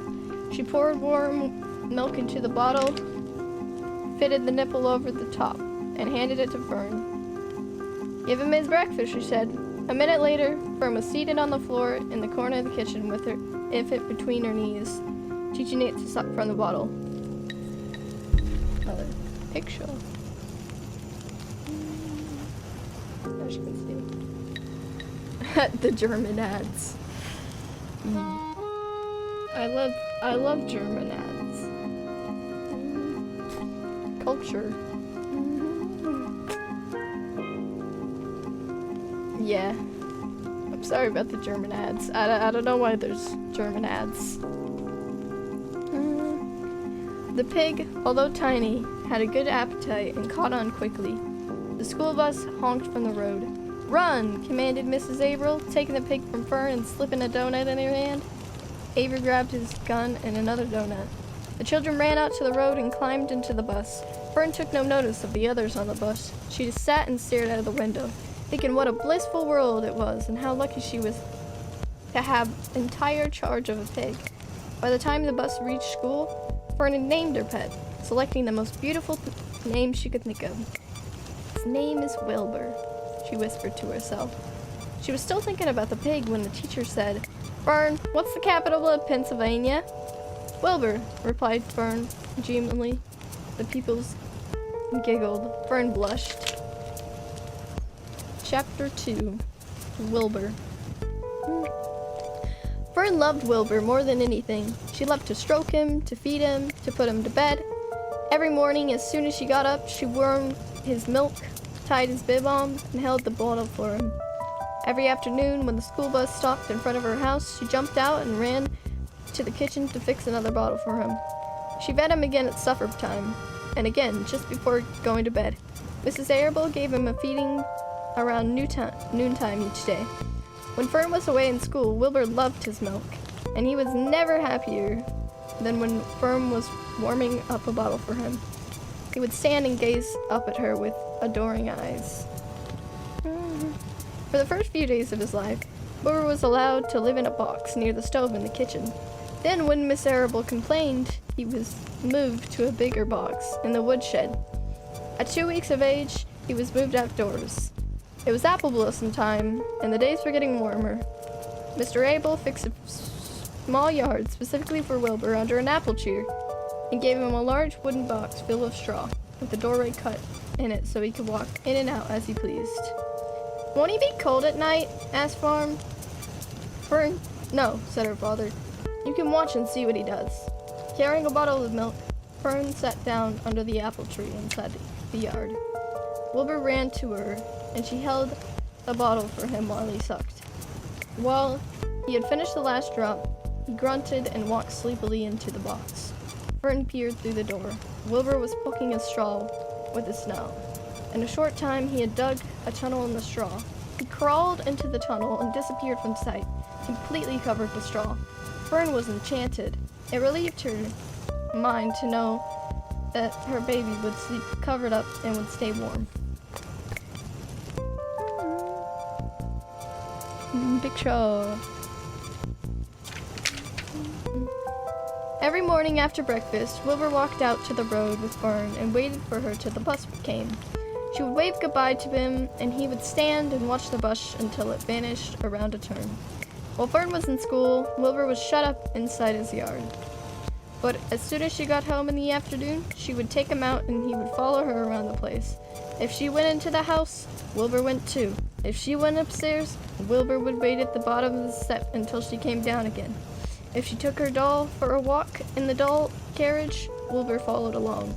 Sometimes on these journeys, Wilbur would get tired, and Fern would pick him up and put him in a carriage alongside the doll. He liked this, and if he was very tired, he would close his eyes and go to sleep under the doll's blanket. He looked so cute when his eyes were closed, because his lashes were so long. The doll would close her eyes too, and Fern would wheel the carriage very slowly and smoothly so as to not wake her infants. One warm afternoon, Fern and Avery put on bathing suits and went down to the brook for a swim. Wilbur tagged along at Fern's heels. When she waded into the brook, Wilbur waded in with her. He found the water quite cold, too cold for his liking. So while the children swam and played and splashed water at each other, Wilbur amused himself in the mud along the edge of the brook, where it was warm and moist, and delightfully sticky and oozy. Every day was a happy day, and every night was peaceful. Wilbur was what the farmers call a spring pig, which simply means that he was born in the springtime. Here's another picture. When he was 5 weeks old, Mr. Arable said he was now big enough to sell, and would have to be sold. Fern broke down and wept, but her father was firm about it. Wilbur's appetite had increased. He was beginning to eat scraps of food in addition to milk. Mr. Arable was not willing to provide for him any longer. He had already sold Wilbur's 10 brothers and sisters. "He's gotta go, Fern," he said.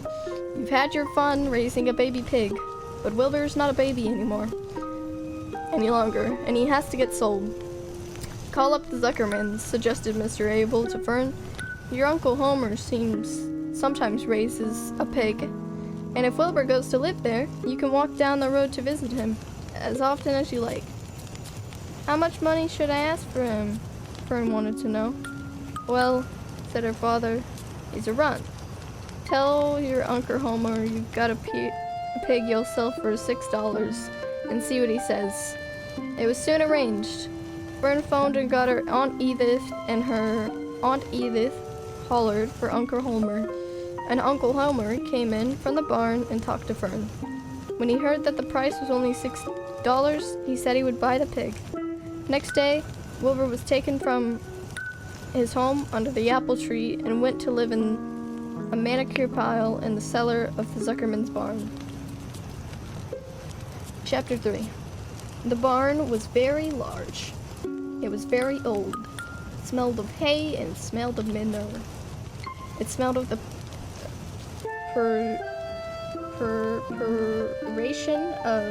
perspiration of tired horses and the wonderful sweet breath of patient cows. It often had a sort of peaceful smell, as though nothing bad could ever happen again in the world. It smelled of grain, and of harness, dressing, and of axle grease, and of rubber boots and a new rope. And whenever the cat was given a fish had to eat, the barn would smell of fish. But mostly it smelled of hay, for there was always hay in the great loft up overhead. And there was always hay being pitched down to the cows and the horses and the sheep. The barn was pleasantly warm in the winter when the animals spent most of their time indoors, and it was pleasantly cool in the summer when the big doors stood wide open to the breeze. The barn had stalls on the main floor for the workhorses, tie-ups on the main floor for the cows, a sheepfold down below for the sheep, and a pig pen down for Wilbur. And it was full of all sorts of things that you'd find in barns: ladders, grindstones, pitchforks, monkey wrenches, scythes, lawnmowers, snow shovels, axe handles, milk pails, water buckets, empty grain sacks, and rusty rat traps. It was the kind of barn that swallows like to build their nests in. was the kind of barn that children like to play in, and the whole thing was owned by Fern's uncle, Mr. Homer L. Zuckerman. Here's a picture of Wilbur eating some mud. Wilbur's new home was in the lower part of the barn, directly underneath the cows. Mr. Zuckerman knew that a manure pile is a good place to keep a young pig. Pigs need warmth, and it was warm and comfortable down there in the barn cellar on the south side. Fern came most every day to visit him.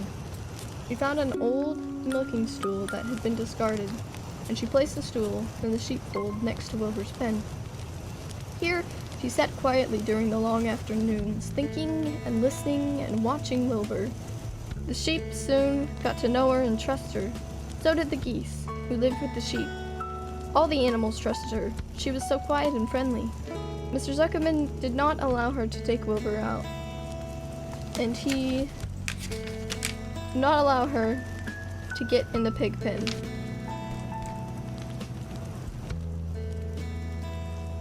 Yes, sir.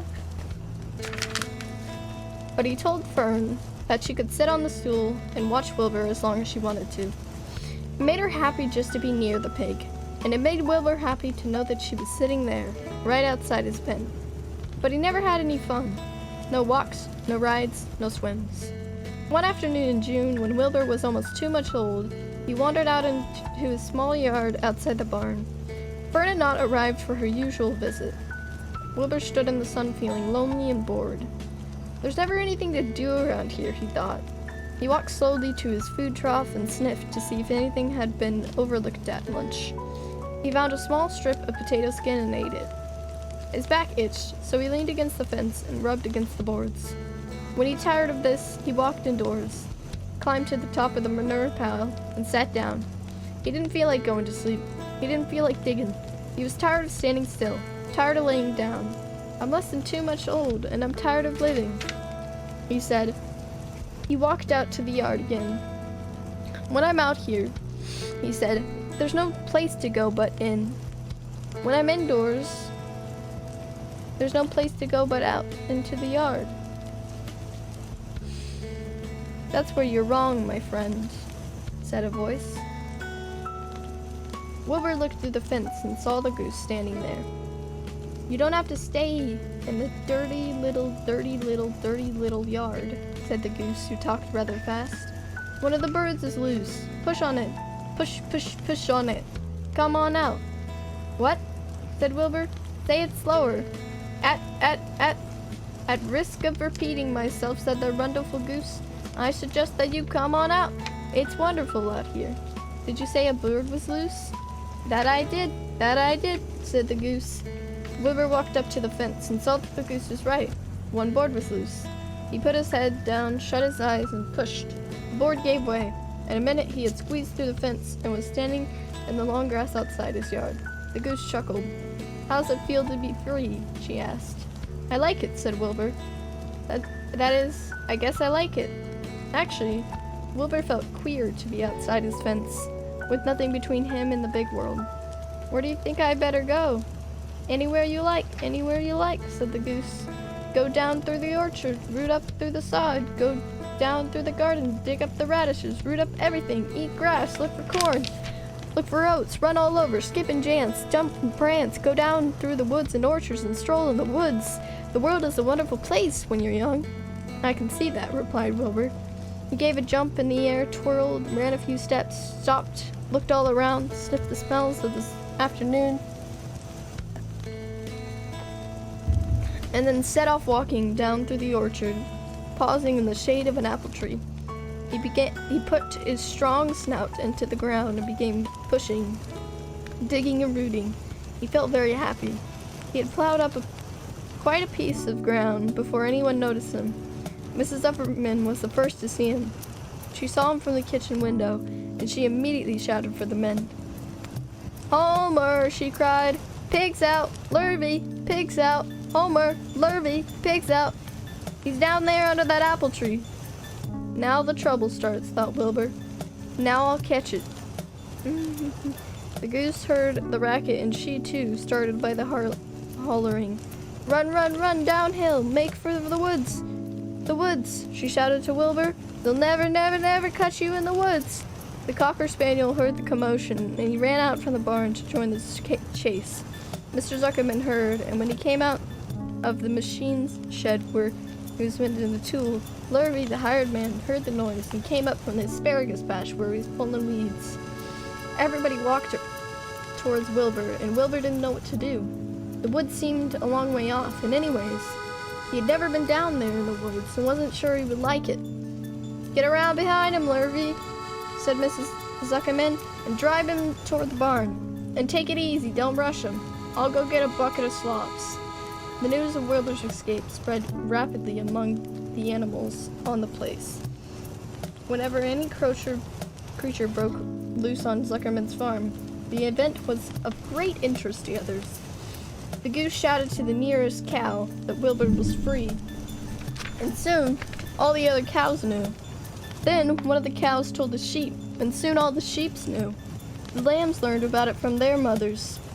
The horses in the stalls in their barns pricked up their ears when they heard the goose hollering, and soon the horses had caught on to what was happening. Wilbur's out, they said. Every animal stirred and lifted its head and became excited to know that one of his friends had got free and was no longer penned up or tied fast. Wilbur didn't know what to do or which way to run. It seemed as though everybody was after him. If this is what it's like to be free, he thought, I believed I'd rather be penned up in my own yard. The Cocker Spaniel was sneaking up on him from one side. Lurry, the hired man, was sneaking up on him from the other side. Mr. Zuckerman stood ready to head him off as he started for the garden, and now Mr. Zuckerman was coming down towards him carrying a pail. This is really awful, thought Wilbur. Why didn't Fern come? He began to cry. The goose took command and began to give orders. Don't just stand there, Wilbur. Dodge about, cried the goose. Skip around, run towards me, slip in and out, in and out. Make for the woods, twist and turn. The Cocker Spaniel sprang for Wilbur's hind leg. Wilbur jumped and ran. Lurvy reached out and grabbed. Miss Zuckerman screamed at Lurvy. The goose cheered for Wilbur.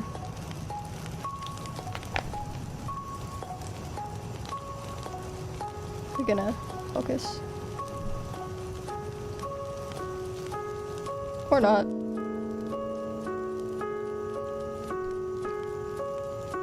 Or not. Wilbur dodged between Lurvy's legs. Lurvy missed Wilbur and grabbed the spaniel instead. Nicely done, cried the goose. Try it again. Run downhill, suggested the cows. Run towards me, yelled the gander. Run uphill, cried the sheep. Turn and twist, honked the goose. Jump and dance, said the rooster.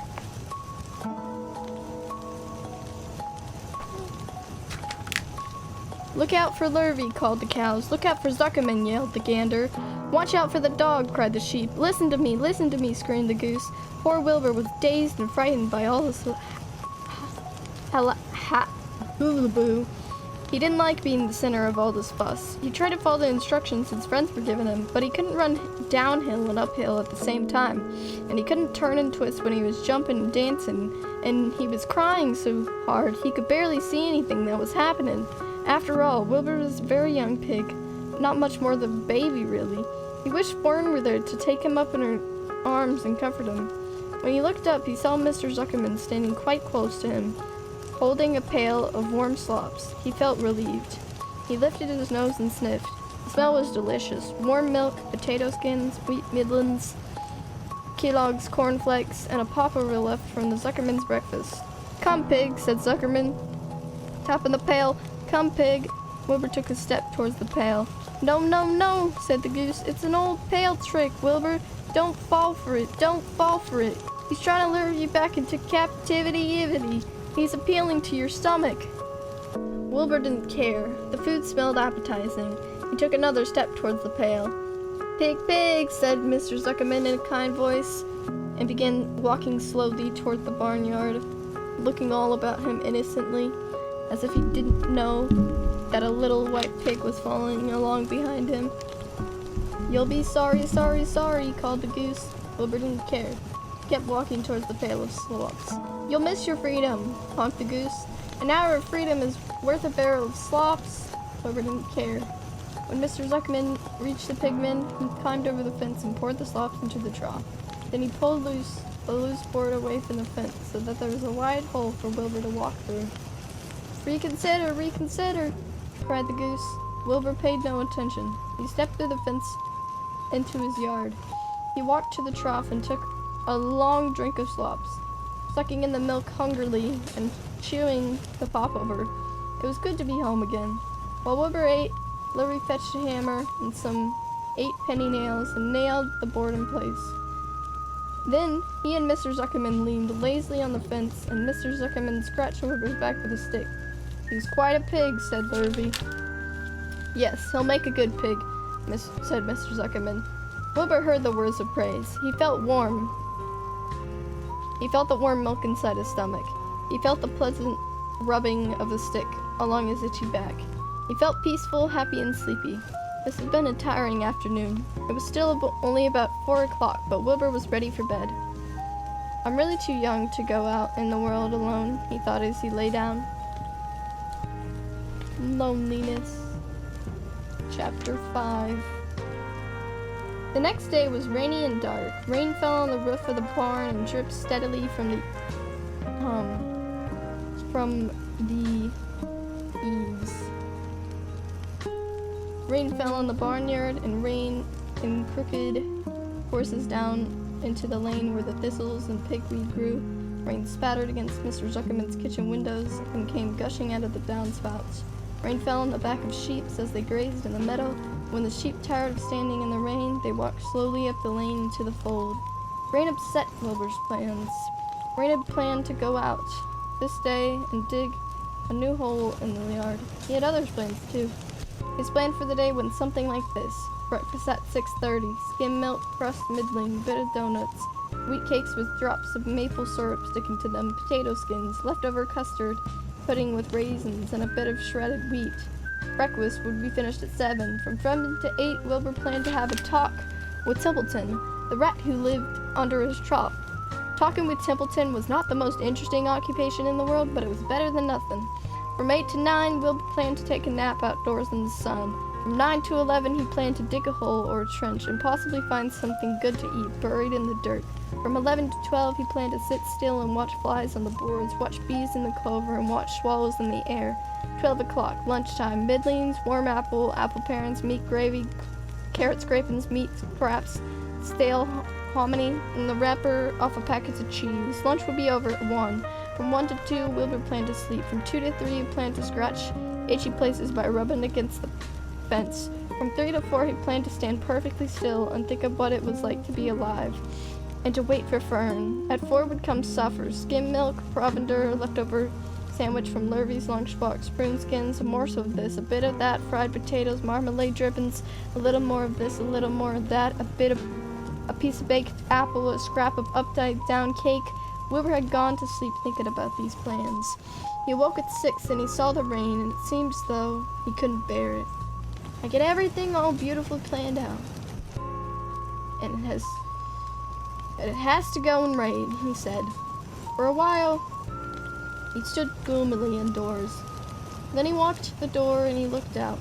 Drops of rain struck his face. His yard was cold and wet. His trough had an inch of rainwater in it. Templeton was nowhere to be seen. "Are you out there, Templeton?" called Wilbur. There was no answer. Suddenly, Wilbur felt lonely and friendless. "One day just like another," he groaned. "I'm very young. I have no real friend here in the barn. It's going to rain all morning and all afternoon, and Fern won't come in such bad weather. Oh, honestly." And Wilbur was crying again, for the second time in 2 days. At 6:30, Wilbur heard the banging of a tail. Lurvy was standing outside in the rain, stirring up breakfast. "Come on, pig," said Lurvy. Wilbur did not budge. Lurvy dropped the slop, scraped the pail, and walked away. He noticed that something was wrong with the pig. Wilbur didn't want food. He wanted love. He wanted a friend, someone who would play with him. He mentioned this to the goose, who was sitting quietly in the corner of the sheepfold. "Will you come over and play with me?" he asked. Sorry, said the goose. "I'm sitting on my eggs, 8 of them. Gotta keep them toasty warm. Have to stay right here. I'm no flibbity ibbity gibbet. I do not play when there are eggs to hatch. I'm expecting gooselings. Well, I didn't think you were expecting woodpeckers, said Wilbur bitterly. Wilbur next tried one of the lambs. Will you please play with me, he asked. Certainly not, said the lamb. In the first place, I cannot get into your pen, as I am not old enough to jump over the fence. In the second place, I am not interested in pigs. Pigs mean less than nothing to me. What do you mean, less than nothing? Replied Wilbur. I don't think there is any such thing as less than nothing. Nothing is absolutely the limit of nothingness. The lowest you can go. It's the end of the line. How can something be less than nothing? If there were something then that was less than nothing, then nothing would be nothing. It would be something. Even though it's just a very little bit of something. But if nothing is nothing, then nothing has nothing that is less than it is. Oh, be quiet, said the lamb. Go play by yourself. I don't play with pigs. Sadly, Wilbur lay down and listened to the rain. Soon, he saw the rat climbing down a slanting board that he used as a stairway. Will you play with me, Templeton? Asked Wilbur. Play, said Templeton, twirling his whiskers. Play? I already know the meaning of the word. Well, said Wilbur, it means to have fun, to frolic, to run and skip and make merry. I never do those things if I can avoid them, replied the rat sourly. I prefer to spend my time eating, gnawing, spying, and hiding. I'm a glutton, but not a merrymaker. Right now I'm on my way to your trough to eat your breakfast, since you haven't got sense enough to eat it yourself. And Templeton, the rat, crept stealthily along the wall and disappeared into a private tunnel that he dug between the door and the trough in Wilbur's yard. Templeton was a crafty rat, and he had things pretty much his own way. The tunnel was an example of his skill and cunning. The tunnel enabled him to get from the barn to his hiding place under the pig's trough without coming out into the open. He had tunnels and runaways all over Mr. Zuckerman's farm, and he could get from one place to another without being seen. Usually he slept during the daytime, and he was only abroad, only after dark. Wilbur watched him disappear into the tunnel. In a moment he saw the rat's sharp nose poke out from underneath the wooden trough. Cautiously, Templeton pulled himself up over the edge of the trough. This was almost more than Wilbur could stand. On this dreary rainy day, to see his breakfast being eaten by somebody else. He knew Templeton was getting soaked out there in the pouring rain, but even that didn't comfort him. Friendless, dejected, and hungry, he threw himself at the down and the manor and sobbed. Late that afternoon, Lurvy went to Mr. Zuckerman. I think there's something wrong with that pig of yours. He hasn't touched his food. Give him 2 spoonfuls of sulfur and a little molasses, said Mr. Zuckerman. Wilbur couldn't believe what was happening to him when Lurvy caught him and forced the medicine down his throat. This was certainly the worst day of his life. He didn't know whether he could endure the awful loneliness anymore. Darkness settled over everything. Soon there were only shadows and noises of the sheep chewing their cuds, and occasionally the rattle of a cow chain up overhead. You can imagine Wilbur's surprise when, out of the darkness, came a small voice he had heard before.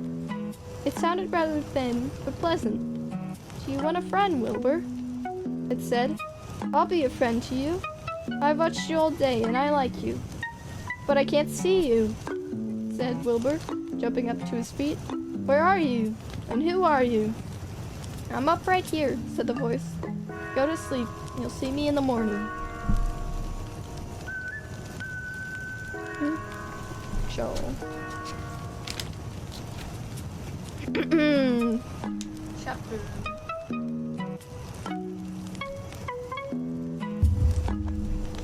Chapter 5.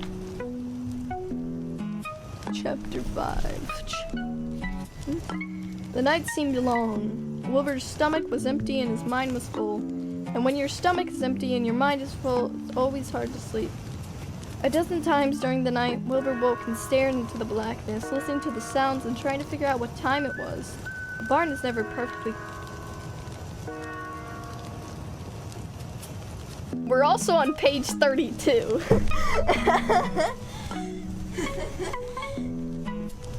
Let me just. This is a children's book.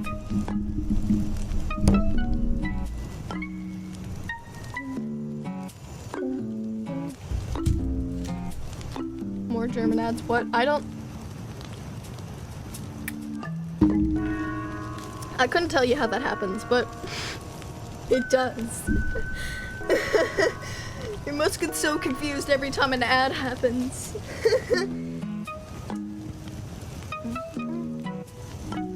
It's fun.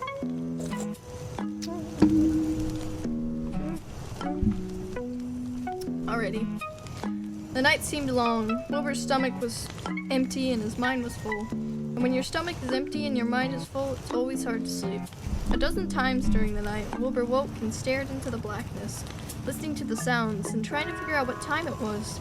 The barn is never perfectly quiet. Even at midnight, there's usually something stirring.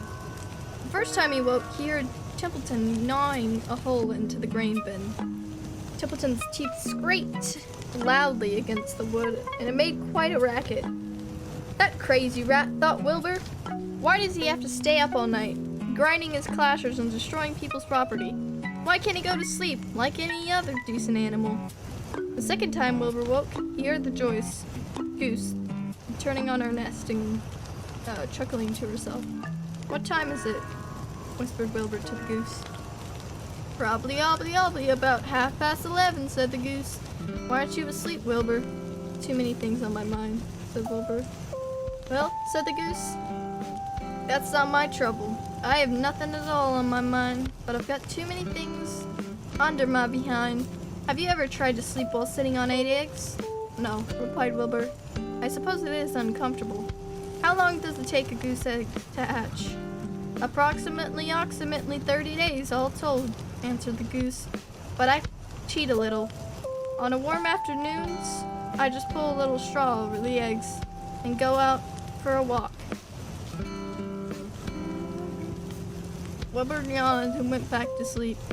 In his dreams, he heard again the voice saying, I'll be a friend to you. Go to sleep. You'll see me in the morning. About a half an hour before dawn, Wilbur woke and listened. The barn was dark. The sheep lay motionless. Even the goose was quiet. Overhead on the main floor, nothing stirred. The cows were resting. The horses dozed. Templeton had quit work and gone off somewhere on an errand. The only sound was a slight scraping noise from the rooftop, where the weather vane swung back and forth. Wilbur loved the barn when it was like this, calm and quiet, waiting for light. Day is almost here, he thought. Through a small window, a faint gleam appeared. One by one, the stars went out. Wilbur could see the goose a few feet away. She had her head tucked under a wing. Then he could see the sheep and the lambs. The skies lightened. Oh, beautiful day! It is here at last! Today I shall find my friend. Wilbur looked everywhere. He searched his pen thoroughly. He examined the window's ledge, stared up at the ceiling, but he saw nothing new. Finally, he decided he would have to speak up. He hated to break the lovely stillness of dawn by using his voice, but he couldn't think of any other way to locate the mysterious new friend, who was nowhere to be seen. So Wilbur cleared his throat. Attention, please, he said in a loud, firm voice. Will the party who addressed me at bedtime last night kindly make himself or herself known by giving the appropriate sign or signal?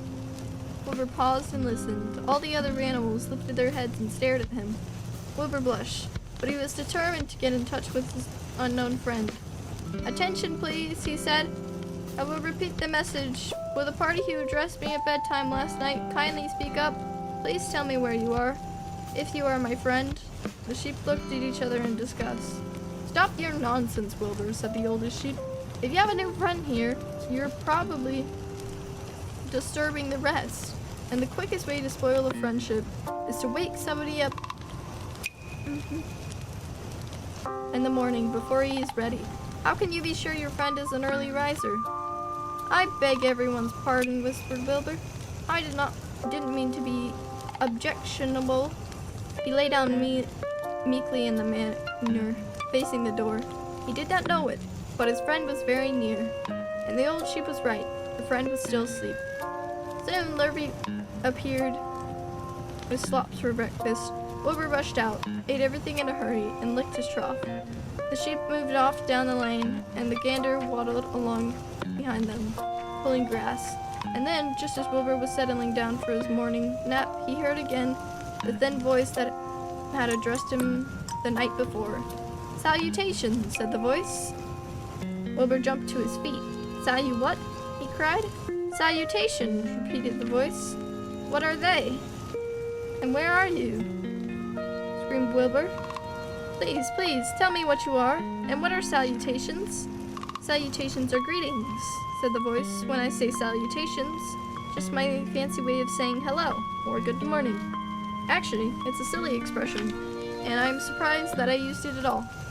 As for my whereabouts, that's easy. Look up here in the corner of the doorway. Here I am.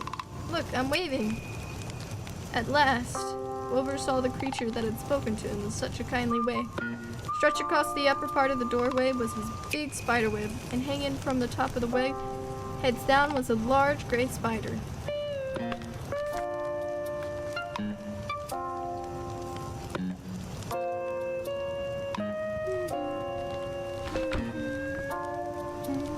She was about the size of a gumdrop. She had 8 legs, and she was waving one of them at Wilbur in a friendly greeting. "See me now?" she asked. "Oh, yes, indeed," said Wilbur. "Yes, indeed. How are you? Good morning. Salutations. Very pleased to meet you. What is your name, please? May I have your name?" "My name," said the spider, "is Charlotte." "Charlotte what?" asked Wilbur eagerly. "Charlotte A. Capitica. But just call me Charlotte." "I think you're beautiful," said Wilbur. "Well, I am pretty," replied Charlotte. "There's no denying that. Almost all spiders are rather nice looking. I'm not as flashy as some, but I'll do. I wish I could see you, Wilbur, as clearly as you could see me." "Why can't you?" asked the pig. "I'm right here." "Yes, but I'm nearsighted," replied Charlotte. "I've always been dreadfully nearsighted. It's good in some ways, but not so good in others. Watch me wrap up this fly." The fly that has been crawling along Wilbur's trough has flown up and blundered into the lower part of Charlotte's web, and was tangled in sticky threads. The fly was beating its wing furiously, trying to break loose and free itself. "First," said Charlotte, "I dive at him." She plunged head first towards the fly. As she dropped, a tiny silken thread unwound from her rear end. "Next I wrap him up." She grabbed the fly, threw a few jets of silk around it, and rolled it over and over, wrapping it so that it couldn't move.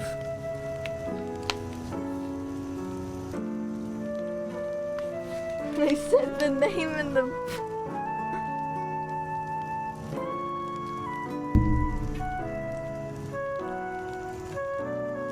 Yeah. Have you not ever heard this story before?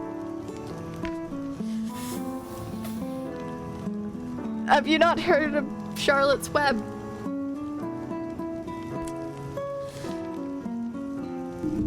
Cause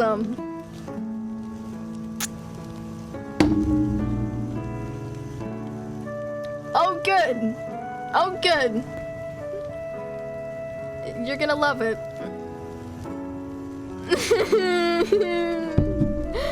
No spoilers, but if you stay till the end of this, you'll be fine. You'll be fine. Wilbur watched in horror. He could hardly believe what he was seeing, and although he detested flies, he was sorry for this one. "There," said Charlotte.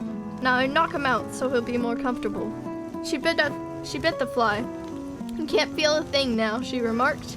"He'll make a perfect breakfast for me." "You mean you eat flies?" gasped Wilbur. "Certainly. Flies, bugs, grasshoppers, choice beetles, moths, butterflies." When you sign up for YouTube Premium, you can watch videos. Moths? Butterflies? That's a new life motto. Should follow it. I have a plan. Not worth it. That's... Hold up. Gotta get the chill music back on. There we go. Butterflies, tasty cockroaches, gnats, midges, long legs, centipedes, mosquitoes, crickets, anything that is careless enough to get caught in my web. I have to live, don't I? The settings or something? Probably. Probably. It's crazy that you get so many German ads. And on Twitch of all places. Why yes, of course, said Wilbur. Do they taste good? Delicious, of course. I don't really eat them. I drink them. Drink their blood. I love their blood, said Charlotte. And her pleasant, thin voice grew even thinner and more pleasant. Don't say that, groaned Wilbur. Please don't say things like that. Why not? It's true. I have to say what is true.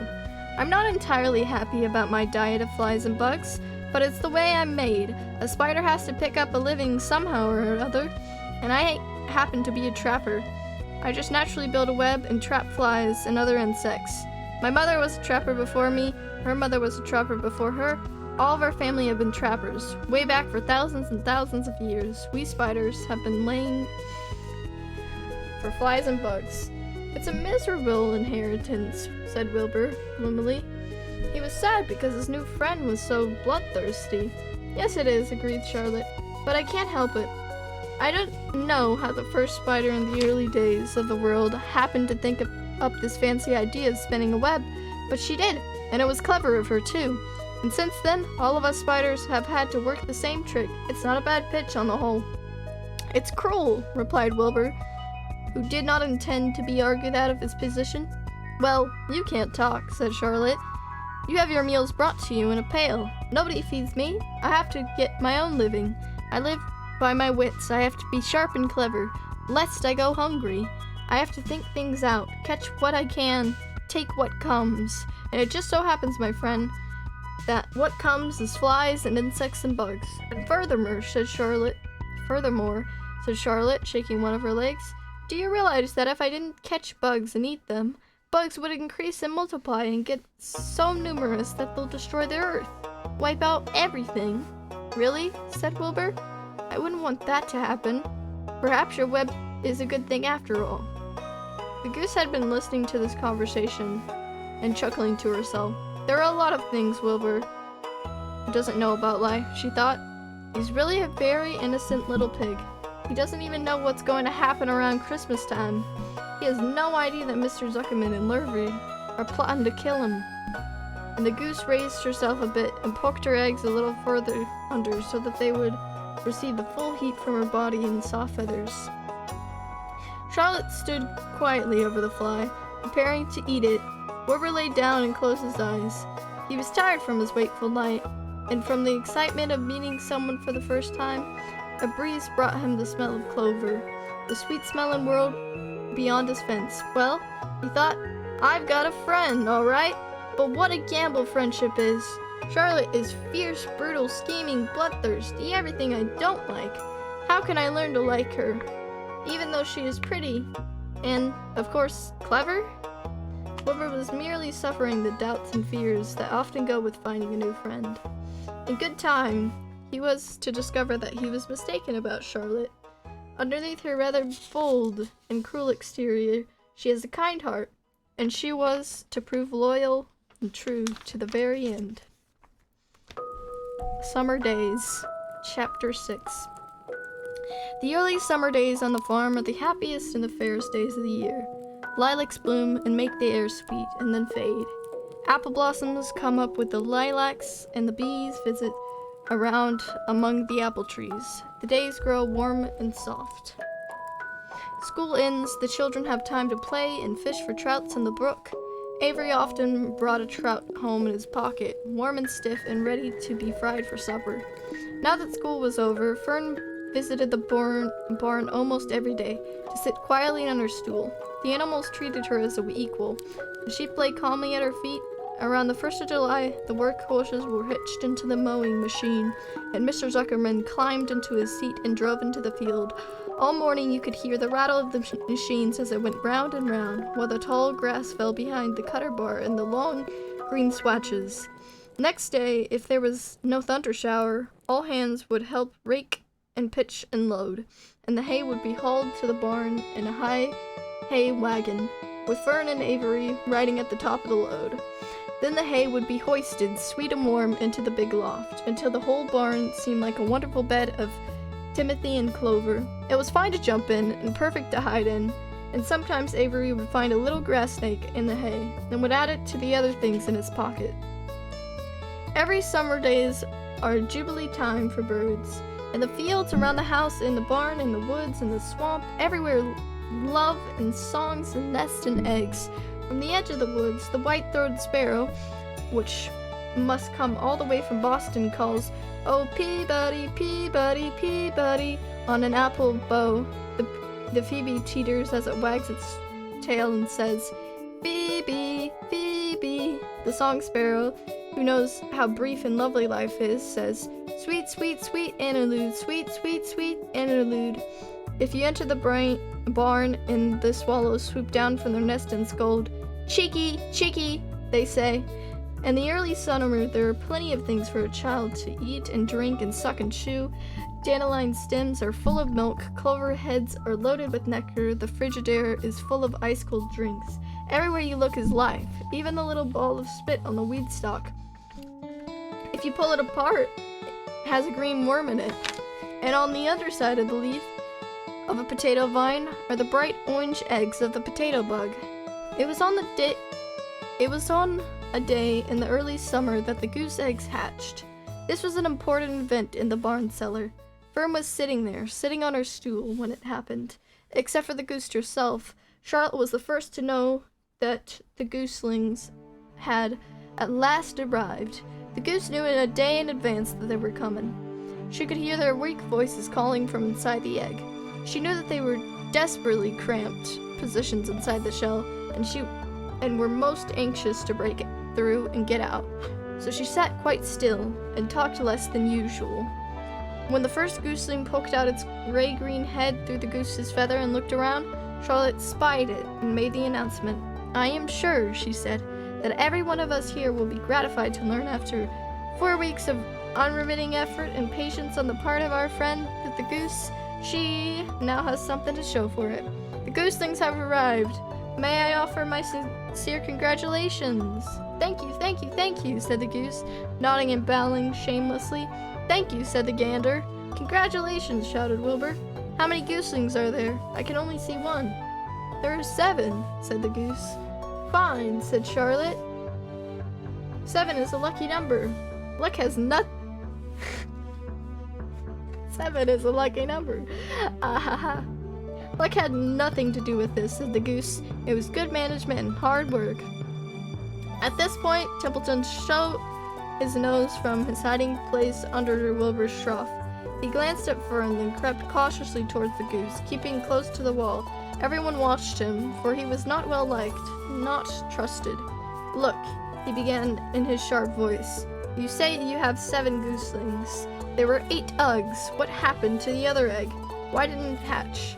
"It's a dud, I guess," said the goose.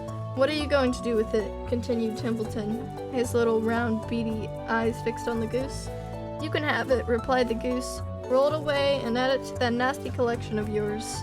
Templeton had a habit of picking up unusual objects around the farm and storing them in his home. He saved everything. "Certainly, certainly," said the gander. "You may have the egg, but I'll tell you one thing, Templeton. If I ever caught you poking your ugly nose around our gooseling, I'll give you the worst pounding a rat ever took." And the gander opened the strong wheats and beat the air with them to show his power. He was strong and brave, but the truth is, both goose and gander were worried about Templeton, and with good reason. The rat had no morals, no conscience, no scruples, no consideration, no decency, no milk of rotten rodent kindness, no compunctions, no higher feeling, no friendliness, no anything. He would kill a gooseling if he knew he could get away with it. The goose knew that. Everybody knew it.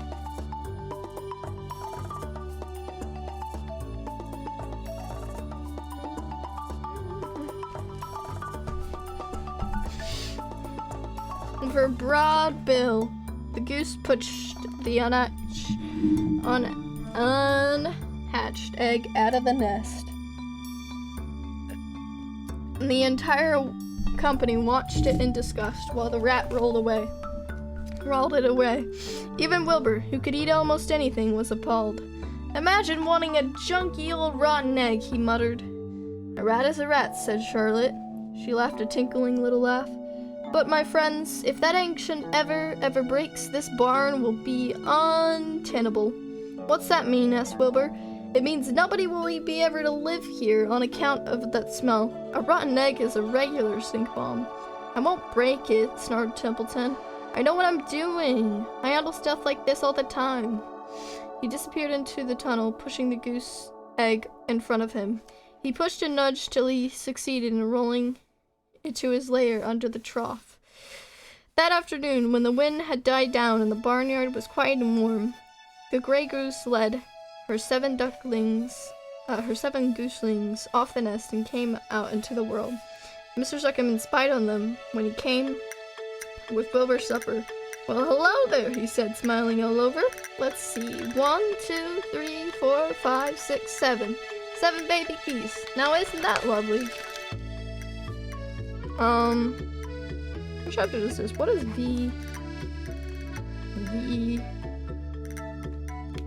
what are... Oh yeah, we're almost,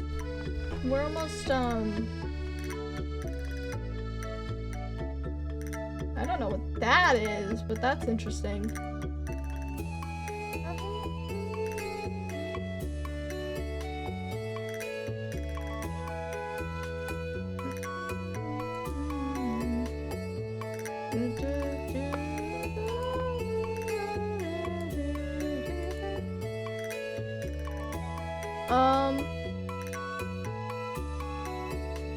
Are they? I don't know. There's an idea forming. What does that mean? What does that mean, Northern? What does idea is forming mean?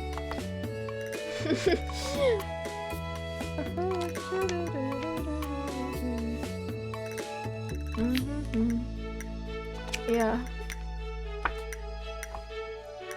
I've gotten about halfway through this book. Well, I mean, I'll say that, but then there's like 400 pages.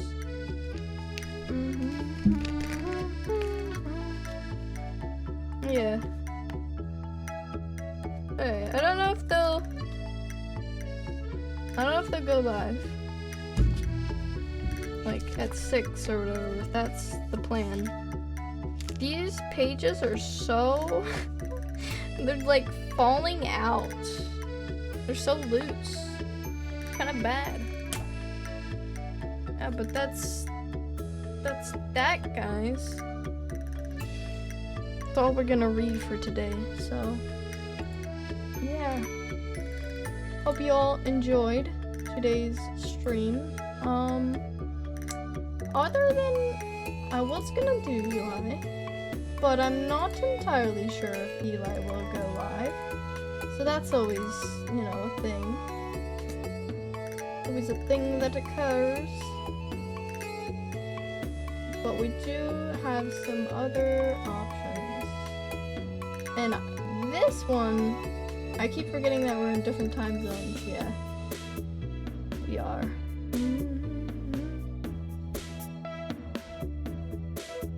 Yeah, we've got some Disney, which is interesting. They're playing some Disney game. Disney Dreamlight Valley. And the other one, they're doing Fire Emblem. That's what we've got.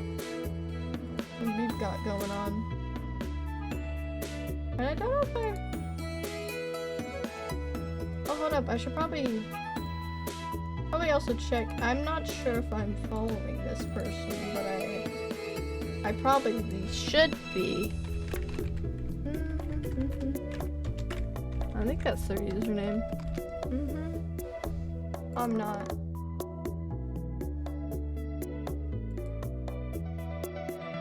Saturday?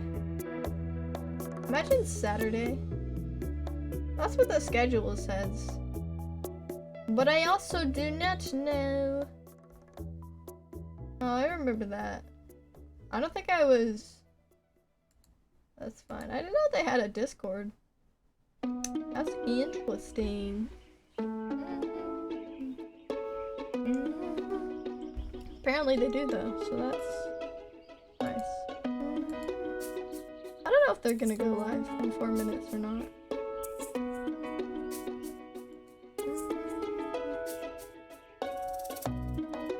Why?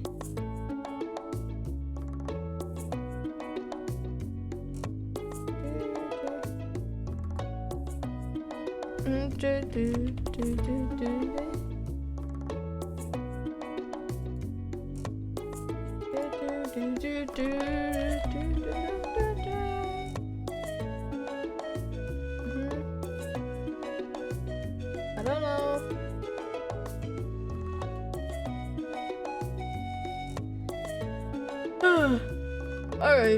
Alright. We're deciding this. We're deciding this.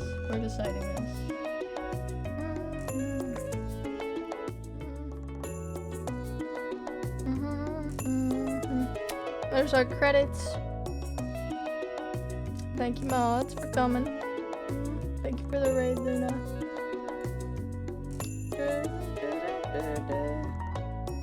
And not sure. I don't really know any of these games, which is the issue. But also it's kind of fine. You know? Anything? That's just my stream. I went live. I don't know. I don't know if they would be live.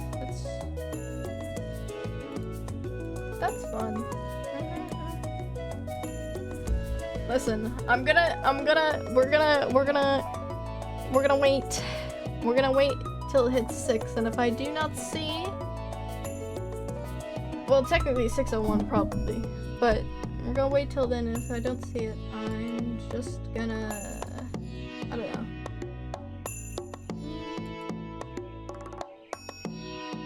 I'll just probably raid Junie then. Eli's not going live. Yeah.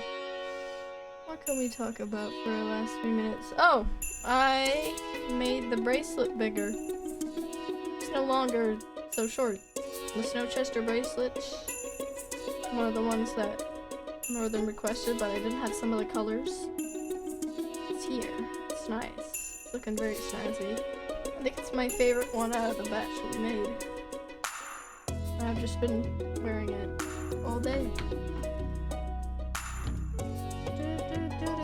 I also got the other ones here. I did not make this one bigger yet, or rather any of these, but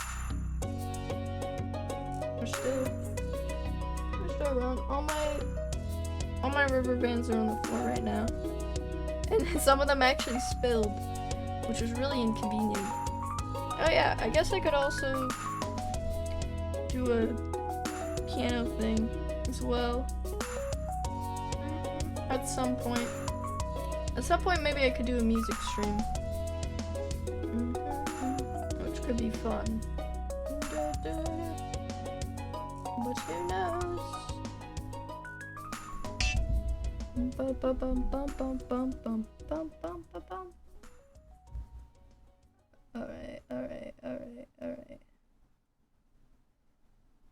Alrighty. It's 6. It is 6. Alright, we're doing the thing. You get points for raids. So if you want those, stick around. Maybe say hi to the streamer if you feel like it, that I'm sending you over to. Excuse me. Excuse me.